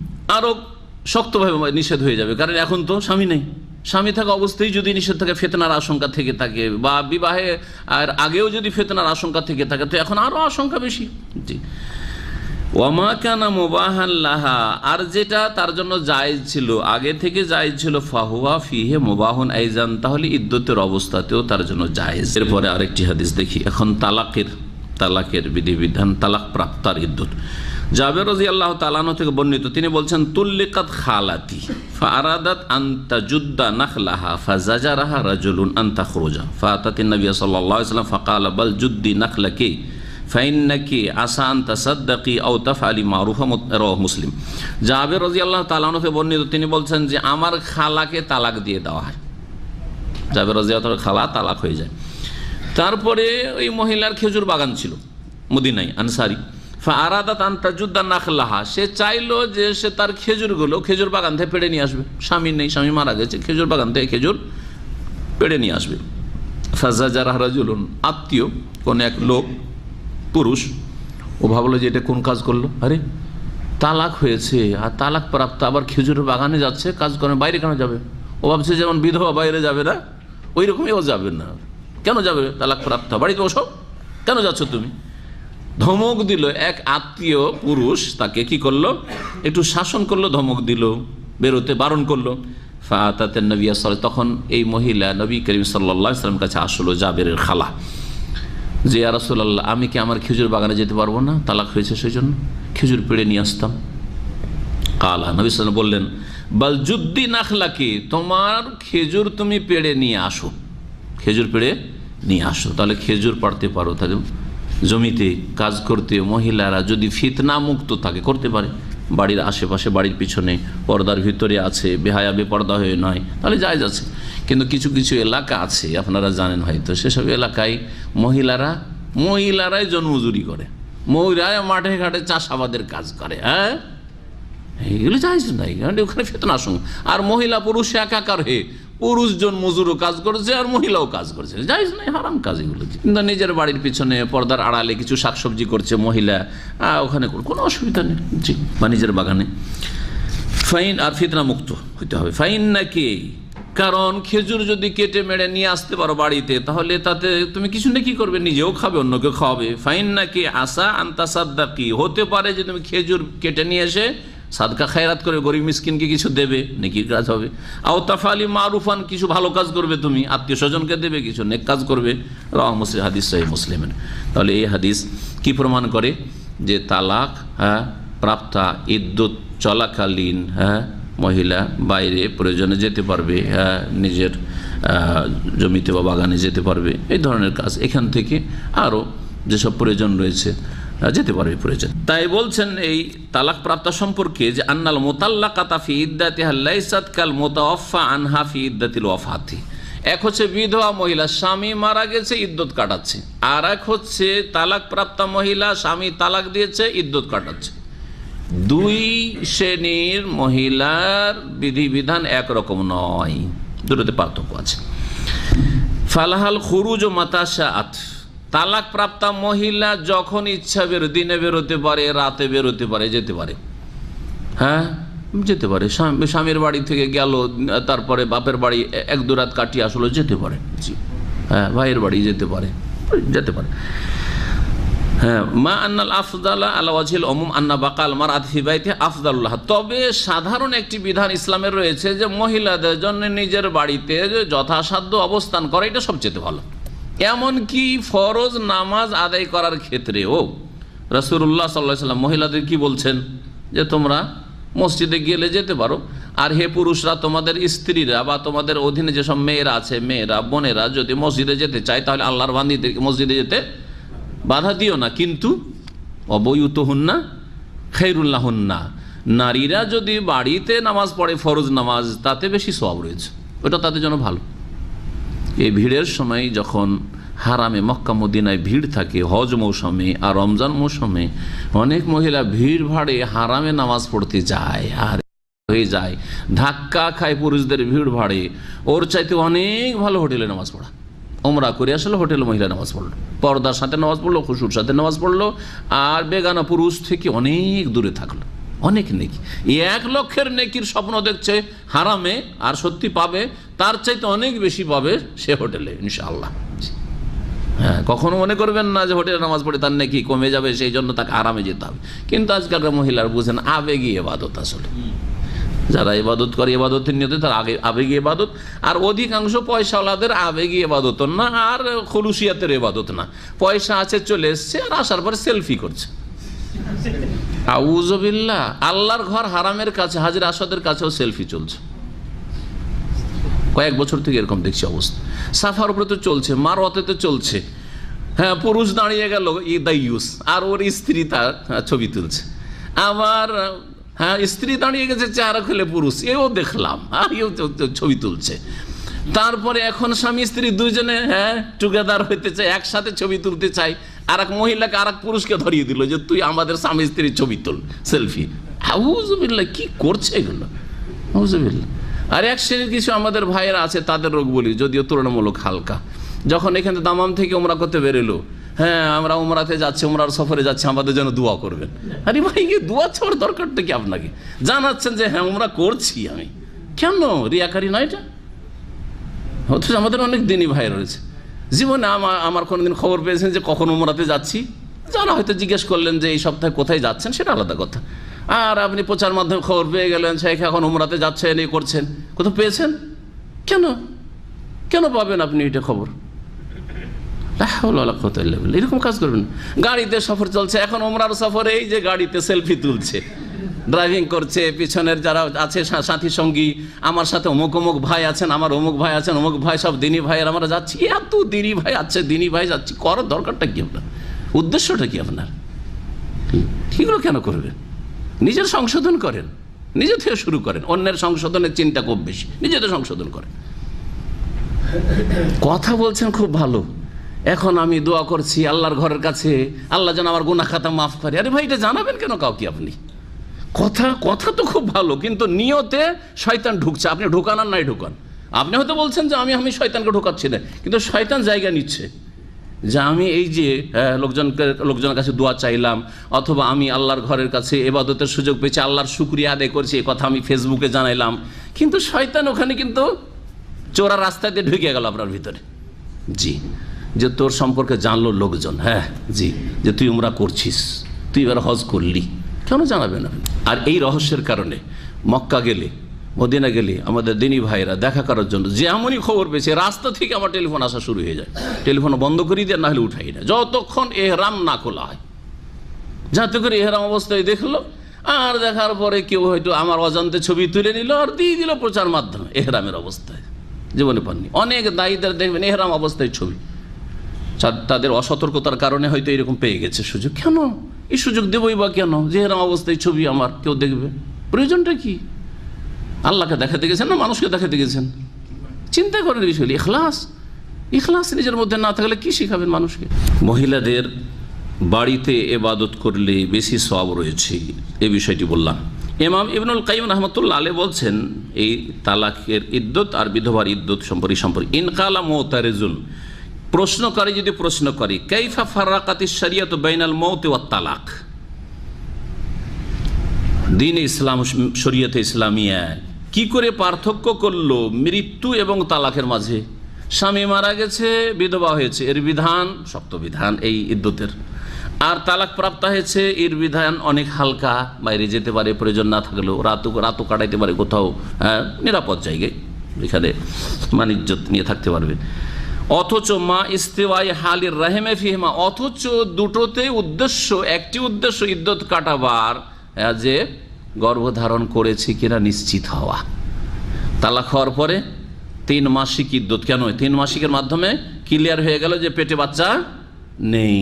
ঠিক তেমনি স্বামী বিধবা হয়েছে, 4 মাস 10 দিনের মাধ্যমে নিশ্চিত হয়ে গেল যে পেটে বাচ্চা নেই, ঠিক কিনা?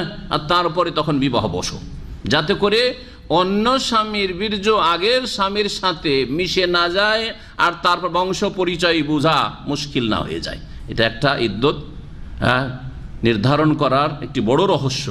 তো বলছেন যে এই রহস্য যখন, তাহলে মৃত্যুর ইদ্যত, মানে বিধবার ইদ্যত আর তালাকের ইদ্যত, তালাক প্রাপ্তার ইদ্যতে পার্থক্য কেন করা হলো শরীয়তে? বলছেন এর জবাব হচ্ছে আন্না হাযা ইন্না ইয়াতাবায়্যান ওয়াজহুহু ইযা আরাফতাল হিকমাতা আল্লাতী লিআজালিহা শরিয়াতুল ইদ্দাহ। বলছেন যে এর কারণটা তোমার জন্য স্পষ্ট হবে যখন সেই তত্ত্ব হেকমত তুমি উপলব্ধি করবে যেই জন্য ইদ্যতের বিধান শরীয়তে সুনির্ধারিত করা হয়েছে। ইদ্যতের বিধান শুধু রাহেম সম্পর্কে, জরায়ু সম্পর্কে নিশ্চিত হওয়ার উদ্দেশ্যে নয়, এটা একটা উদ্দেশ্য, এছাড়াও আরও উদ্দেশ্য রয়েছে। বলছেন ফাইনাল ইদ্দাতা শরিয়াত লে ইদ্দাতে হেকাম, ইদ্যতের বিধান যে শরীয়তে সুনির্দিষ্ট করা হয়েছে বিভিন্ন হেকমত রহস্যের কারণে। মিনহা, তার একটি রহস্য হচ্ছে আল ইলম বিবারাতির রাহেমে, জ্ঞান হাসিল করা বা নিশ্চিত হওয়া যে রাহেমে পেটে গর্ভধারণ করেনি স্ত্রী। অমিনহা, আর একটি হেকমত হচ্ছে তাজিম ও খাতারে হাজাল আকদ, এই যে বিবাহ বন্ধন, বিবাহ বন্ধনের গুরুত্ব দেখানো, যে বিবাহ বন্ধনের একটা গুরুত্ব আছে। বিবাহ হয়েছিল, বিবাহ এ ডাল ভাত নয় যে বিবাহ হয়েছিল তালাক হইল সাথে সাথে আরেকজনের সাথে বিবাহ বসে গেল, স্বামী মারা গেল আরেকজনের সাথে সাথে সাথে বিবাহ বসে গেল না। বিবাহের একটা যে বন্ধন রয়েছে এর একটা গুরুত্ব রয়েছে, এটা বোঝানোর জন্য। 3 নম্বর হচ্ছে তাতউইল ও জামান ইমকানির রাজআত লিল মুতাল্লিক, তালাকের ক্ষেত্রে তালাক দাতার জন্য যাতে করে একটা লম্বা সময়ের সুযোগ করে দেওয়া হয় ফিরিয়ে নেওয়ার জন্য, তাকে একটা চান্স দেওয়া হচ্ছে যে দেখো তোমার সামনে কিন্তু তোমার স্ত্রী 3 মাসিক আছে অথবা 3 মাস আছে, এত দিনের মধ্যে তুমি চিন্তা ভাবনা করে নাও যে ফিরাবে নাকি, তারপরে আবার তুমি আক্ষেপ করিও না, আর পরে তখন হারাম রাস্তা খুঁজে বেড়াও না, হিল্লার রাস্তা, এখন চিন্তা করে না। অমিনহা, আর সেসব হেকমতের একটি হচ্ছে আল এহতিয়াতু লিহাক্কিজ জওজ, স্বামীর যে অধিকার স্ত্রীর উপর রয়েছে তার ক্ষেত্রে সতর্কতা অবলম্বন করা। ও মাসলাহাতুজ জাওজা, আর স্ত্রীর যে স্বার্থ রয়েছে তার যে উপকারিতা রয়েছে, এবং হাক্কুল ওয়ালাদ, ছেলেরও একটা অধিকার রয়েছে, ওয়াল কিয়ামু বিহাক্কিল্লাহ, আর আল্লাহরও একটা হক রয়েছে। সার কথা তারপরে বলছেন আল্লামা ইবনুল কাইয়িম রাহিমাহুল্লাহ, ফাফিল ইদ্দাতে আরবাতু হুকুক, ইদ্যতে 4টি অধিকার রয়েছে, আল্লাহর অধিকার হাক্কুল্লাহ। ইদ্যত পালন করছে একজন মহিলা, বিধবা মহিলা অথবা তালাকপ্রাপ্ত মহিলা, তার মানে সে আল্লাহর আদেশ পালন করছে, এটা আল্লাহর হক, তার এবাদত আদায় করছে, সে এবাদতে আছে, এই সেন্স নিয়ে তাকে ইদ্যত কাটাইতে হবে, এই মন মজাজে। দ্বিতীয় হচ্ছে হাক্কুজ জওজ, স্বামীর অধিকার, স্বামীর হক, স্বামীর হক। তালাক দিয়েছে তো কি হলো, তালাক দেওয়ার পরে 3 মাসিক 3 মাস, এটা হচ্ছে স্বামীর হক।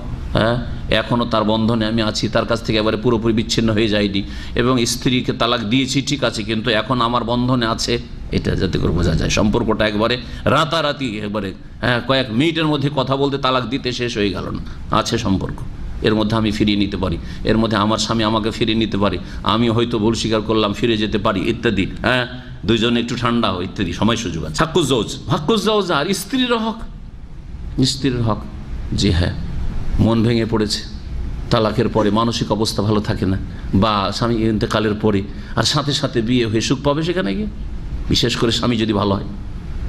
স্বামী যদি জালেম হয় তো অনেক সময়, আর তারপর নতুন স্বামী যারা পেলে ভালো পেয়ে যায় তো অনেক সময় হয়তো হালকা হয়ে যায় বিষয়টা, কিন্তু স্বামী যদি ভালো আখলাক চরিত্রের হয়, স্বামীর ঘরে যদি শান্তিতে থেকে থাকে, তাহলে হঠাৎ করে কোনো ইদ্যত নেই, কিছু নেই, যদি বিবাহ বসে যায় শান্তি পাবে? কখন শান্তি পাবে? হাক্কুল ওয়ালাদ, এবং ছেলে মেয়ের অধিকার রয়েছে। বিধবা হইল বা তালাক হইল আর তারপরে সাথে সাথে বিয়ে করে গেল, বিয়ে বসে গেল, যদি এইরকম করে ইদ্যত না কাটায় তাহলে ছেলে মেয়েগুলো হক নষ্ট হলো না? না, তাদের সাথে কিছুদিন থাকেন, তাদের শোকটাকে হালকা করে দেন, এবং তাদের একটা বন্দোবস্ত কোথাও হয়ে যাক, তারপরে বিবাহ বসেন, তার বিবাহ বসেন। এই সব হিকমতের জন্য আল্লাহ রাব্বুল আলামিন কি করেছেন? কিসের বিধান দিয়েছেন? ইদ্দতের বিধান দিয়েছেন। ওয়ান ফুরাইয়াতা বিনতে মালিক রাদিয়াল্লাহু আনহা আন্না যাওজাহা খারাজা ফি তালাবি আবুদিল্লাহু ফাকাতালুহু قالت فسألت رسول الله صلى الله عليه وسلم أن أرجع إلى أهلي فإن زوجي لم يترك لي مسكنا يملكه ولا نفقة فقال نعم فلما كنت في الحجرة ناداني فقال امكثي في بيتك حتى يبلغ الكتاب أجله قالت فاعتددت فيه 4 أشهر وعشرة قالت فقضى به بعد ذلك عثمان رضي الله عنه أخرجه أحمد والأربعة وصححه الترمذي والزهلي وابن حبان والحاكم وغيرهم। ফুরাইয়া বিনতে মালিক, মালিকের মেয়ে ফুরাইয়া, ইনি ছিলেন আবু সাইদ খুদরির বোন। প্রখ্যাত সাহাবী আবু সাইদ খুদরির নাম জানেন না? এটা তো কুনিয়ত, উপনাম আবু সাইদ। তার নাম কি ছিল? সাদ বিন মালিক তার ছেলে। ফুরাইয়া বিনতে মালিক, মালিকের মেয়ে ফুরাইয়া, আর আবু সাইদ ছিলেন সাদ বিন মালিক রাদিয়াল্লাহু আনহু, আবু সাইদ খুদরির বোন। বিধবা হয়েছিলেন কিভাবে? আন্না যাওজাহা খারাজা ফি তালাবি আবুদিল্লাহু, তার স্বামী তার কিছু দাস পালিয়ে গিয়েছিল বাড়ি থেকে। আগের যুগে দাসেরা থাকতো, দাসের জন্য তো আর জেলখানা নেই, কাজকর্ম করছে অনুগত হয়ে, মালিক যেহেতু আমার, তো মালিকের বাড়িতে আমাকে কাজ করতে হবে, এটা হচ্ছে তার আমানত। কিন্তু যারা অসৎ দাস, এই মালিকের বাড়ি কেন থাকো, মাঠে ঘাটে কাজ করতে গিয়ে টান দিয়ে পালিয়ে গেল, এরকম পালিয়ে যেত। তো এইরকম কিছু কয়েকজন ছিল দাস, সবগুলি একসাথে যুক্তি করে পালিয়ে গেছে ফুরাইয়া রাদিয়াল্লাহু আনহা স্বামীর বাড়ি থেকে। ফাকাত তলাশ করতে বেরিয়েছে, মরুভূমি তলাশ করতে বেরিয়েছে, আর গিয়ে পেয়ে গেছে দাসগুলিকে। একা গিয়েছে তলাশ করতে, আর কয়েকজন দাস মালিককে খুন করে দিয়েছে। সুবহানাল্লাহ। ফাকাতালু, এর স্বামীকে, ফুরাইয়া রাদিয়াল্লাহু আনহার স্বামীকে খুন করে দিয়েছে এই গোলামগুলি। দেখেন, গোলাম কৃতদাস, কৃতদাস প্রথা ভালো জিনিস নয়, নিরুপায়। কৃতদাসদের সন্তানদের চরিত্র খুব সহজে পরিবর্তন হয় না। এখনো কৃতদাসদের বংশধর যারা আছে, তারা সভ্যতা থেকে, তারা ভদ্রতা থেকে, তারা ভালো আখলাক থেকে অনেক দূরে। কিন্তু হ্যাঁ, আমি এর বেশি বলছি না। দেখবেন যতগুলি চোর, ডাকাত আর বাটমার টাইপের লোক দেখবেন, এরা কিন্তু এদের দেখা যাচ্ছে, ভালো করে খোঁজ নিয়ে দেখলে দেখা যাবে যে এদের দাদারা, দাদার বাপেরা, এরা ছিল কৃতদাস ছিল। এখনও শিক্ষা দীক্ষা, অথচ শিক্ষা ফ্রি। আরব দেশগুলিতে শিক্ষা দীক্ষা ফ্রি, কিন্তু শিক্ষা লাভ করে না। রাসূলুল্লাহ সাল্লাল্লাহু আলাইহি ওয়াসাল্লামকে জিজ্ঞেস করলাম, এই ফুরাইয়া বলছেন যে এখন তো আমার স্বামী মারা গেছে, আর স্বামীর বাড়িতে কেউ নেই, দেখাশোনার কি করে থাকবো? আন আরজি ইলা আহলি, আমার পরিবারে বাপের বাড়ি চলে যাব। ফাইন্না যাওজি লাম ইয়াতলুক লি মাসকানা, আমার স্বামী কোনো বাসা বাড়িও রাখেনি, যে আমলিকু, যেটার মালিক, কোনো বাড়ি ছিল না। ওয়ালা নাফাকা, আর কোনো খরচ খরচও বাড়িতে রেখে যায়নি, অভাবী মানুষ ছিল। তাহলে থেকে লাভই কি? না নিজের বাড়ি আছে, ভাড়া করে থাকতে হবে। তাহলে হ্যাঁ, ভাড়া বাসাতে বা কারো অপরের বাড়িতে কোনো একটা ঘর কেউ দিয়ে দিয়েছে, ওখানে হয়তো ছিল, এইভাবে থাকতো স্ত্রীকে নিয়ে। ফাকাল না, নবী করিম সাল্লাল্লাহু আলাইহি ওয়াসাল্লাম বললেন হ্যাঁ ঠিক আছে। ফালাম্মা কুনতু ফিল হুজরাতে, তারপরে যখন কক্ষে বেরিয়ে গেছি, জিজ্ঞাসা করে বেরিয়ে গেছেন এই মহিলা, না দানি, তখন নবী করিম সাল্লাল্লাহু আলাইহি ওয়াসাল্লাম আবার ডাকলেন আমাকে, শোনো শোনো শোনো। ফাকাল, শোনো, উমকুসি ফি বাইতিকি, তোমার যেই বাড়িতে স্বামী বেঁচে থাকাকালীন থাকতে, ঘর একটা ছিল, কারো দেওয়া হয়তো ঘর ছিল, নিজের মালিকানাই ছিল না, কিন্তু কারো ছিল একটা ঘর, হতে পারে ভাই বেরাদরের কারো হবে। তুমি তোমার বাড়িতে অবস্থান করো, হাত্তা ইয়াবলুগাল কিতাব আজাল, যতক্ষণ পর্যন্ত কিতাব অর্থাৎ আল্লাহর লিখনি, আল্লাহর বিধান, কিতাব মানে বিধান, আল্লাহর কিতাবের বিধান। আল্লাহর কিতাবের বিধান কি? 4 মাস 10 দিন। 4 মাস 10 দিনের যে ইদ্দত রয়েছে, ইদ্দত শেষ না হয়ে যাবে, আল্লাহর বিধানের সীমানা পর্যন্ত না পৌঁছেছে, অর্থাৎ 4 মাস 10 দিন না পুরা হয়েছে। কালাত, ওই মহিলা বলছেন, ফাতাদাতু ফিহি, এই বাড়িতে যে ঘরে থাকতাম আমি স্বামীর সাথে, ওখানে আমি কাটাইলাম কতদিন? 4 আশহুরিন ওয়া আশরা, 4 মাস 10 দিন। এই হচ্ছে নবী সাল্লাল্লাহু আলাইহি ওয়াসাল্লামের হুকুম। ফাকাযা বিহি বাদা যালিক উসমান, আর এই বিচারই করতেন ওর পরে উসমান রাদিয়াল্লাহু তাআলা, এরপরে উসমান রাদিয়াল্লাহু তাআলা এই বিচারই করতেন। ইমাম আহমদ বর্ণনা করেছেন, আর 4 জন ইমাম, আবু দাউদ, নাসাই, তিরমিজি, ইবনে মাজাহ বর্ণনা করেছে, ইমাম তিরমিজি সহিহ বলেছেন, আর অন্যান্য বেশ কিছু আইম্মায়ে কেরামরা হাদিসটিকে সহিহ বলেছেন। ফাতিমা বিনতে কাইস রাদিয়াল্লাহু তাআলা আনহা থেকে বর্ণিত, তিনি বলছেন, কুলতু ইয়া রাসূলুল্লাহ, আমি বললাম হে আল্লাহর রাসূল, ইন্না যাওজি তাল্লাকানি সালাসান, আমার স্বামী আমাকে 3 তালাক দিয়েছে। যেমন একটু আগে বললাম 3 তালাক একবারে নয়, তিনবারে তিন তালাক, এটা ছিল আখিরু সালাসে তাতলিকাত, তৃতীয় তালাক ছিল, সর্বশেষ তালাক। ওয়া আখাফু আন ইউক্তাহমা আলাইয়া, আর আমার আশঙ্কা লাগছে যে আমার বাড়িতে কোনো পুরুষ না ঢুকে পড়ে, একাই থাকতে কেমন লাগছে জানো। ফাআমারাহা, রাসূলুল্লাহ সাল্লাল্লাহু আলাইহি ওয়াসাল্লাম তাকে নির্দেশ দিলেন, ফাতাহাওয়ালা, বললেন ঠিক আছে তাহলে তুমি যেখানে নিরাপদ মনে করছো বাবার বাড়িতে, ভাইয়ের বাড়িতে, সেখানে চলে যাও। ফাতাহাওয়ালা, তখন সে স্থানান্তরিত হয়ে গেল, সেই বাড়ি থেকে সরে গিয়েছিল। রাওয়াহু মুসলিম, হাদিস সহিহ মুসলিমের। এটা কোন ক্ষেত্রে? তালাকের ক্ষেত্রে। তো তালাকের ক্ষেত্রে অনুমতি রাসূলুল্লাহ সাল্লাল্লাহু আলাইহি ওয়াসাল্লাম। কিন্তু আগের হাদিস, ফোরাইয়ার হাদিসটি, আবু সাঈদ খুদরির বোনের ক্ষেত্রে, ওটা কি ছিল? হ্যাঁ, বিধবার বিধান ছিল। বিধবার ক্ষেত্রে বলছেন না তুমি থাকো, কানি থাকো, তবে একেবারে তখন দেখবে যে না এখানে থাকা সম্ভব নয়, মান ইজ্জত হানি হওয়ার সম্ভাবনা আছে, হ্যাঁ, নিরাপত্তা নেই, হ্যাঁ, তখন জায়েজ হয়ে যাবে, সেটা নিরুপায় হওয়ার কারণে, জরুরা।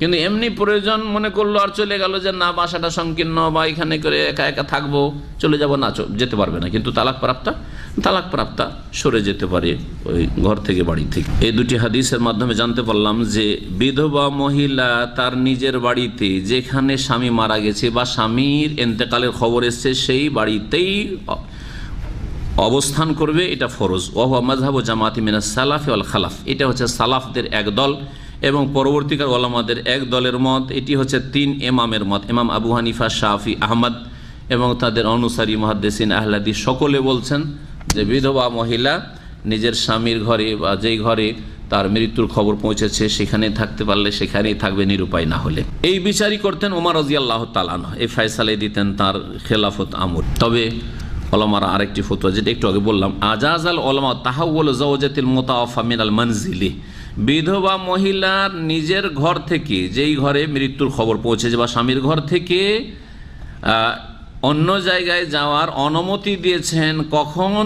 ইনদাদ দারুরা, যখন নিরুপায় হবে, এখানে বাস করা সম্ভব না, কোনো আত্মীয় স্বজন আশেপাশে নেই, একাই মহিলা থাকে, আর আশেপাশের লোক ভালো কোনো লোক না, এখানে মান ইজ্জত নিরাপদ নয় ইত্যাদি, জানমাল নিরাপদ নয়, তখন সরে যেতে পারবে। কান তাখাফ আলা নাফসিহা, তার জান নিয়ে, প্রাণ নিয়ে ভয় করছে, আও আলা মালিহা, ধন সম্পদ নিয়ে ভয় করছে, লুটপাট করে নেবে, হ্যাঁ, আউলে তাহবিলে মালিকিহা লাহা মিনহু, অথবা ভাড়া বাসা ছিল, ভাড়া শেষ হয়ে গেছে, দেবেন না ভাড়া, যেতে হবে না, গায়ের জোরে থাকতে পারবেন। অথবা ভাড়া বেশি চাইছে, হঠাৎ করে ভাড়া বাড়িয়ে দিয়েছে, দেখলেন না কয়েক বছর মধ্যে যে ভাড়া বাড়ালো একবারে ডবল। হ্যাঁ, ভাড়া ছিল যার 10,000, অনেকের 20,000, 15 তো কম না, 10 থেকে চলে গেছে 15 আর 20ও হয়েছে অনেকের, ডবল ভাড়া, দ্বিগুণ ভাড়া। এখন বিধবা মহিলা হঠাৎ করে ভাড়া বাড়িয়ে দিলে দেবে কোত্থেকে? তখন এইরকম পরিস্থিতিতে ভাড়া বাসা থেকে চলে যেতে পারবে অন্য জায়গায়, ইত্যাদি ইত্যাদি, এইরকম নিরুপায় অবস্থায়। একটি বিধান এখানে বলে শেষ করছি, 4 মাস 10 দিনের বিধবার ইদ্যত তো জানলাম, তাই না? কিন্তু আর একটি আয়াত আছে সূরা বাকারা, আয়াত নম্বর 240, 234টা হচ্ছে আরবাতা আশহরি ও আশরা, 4 মাস 10 দিন কি করবে? ইদ্যত পালন করবে বিধবা মহিলা। কিন্তু 240 নম্বর আয়াতে আল্লাহ কি বলছে এটা শুনেন। এই বিধানটার অর্থটা কি, এটার কেমন করে বাস্তবায়ন হবে?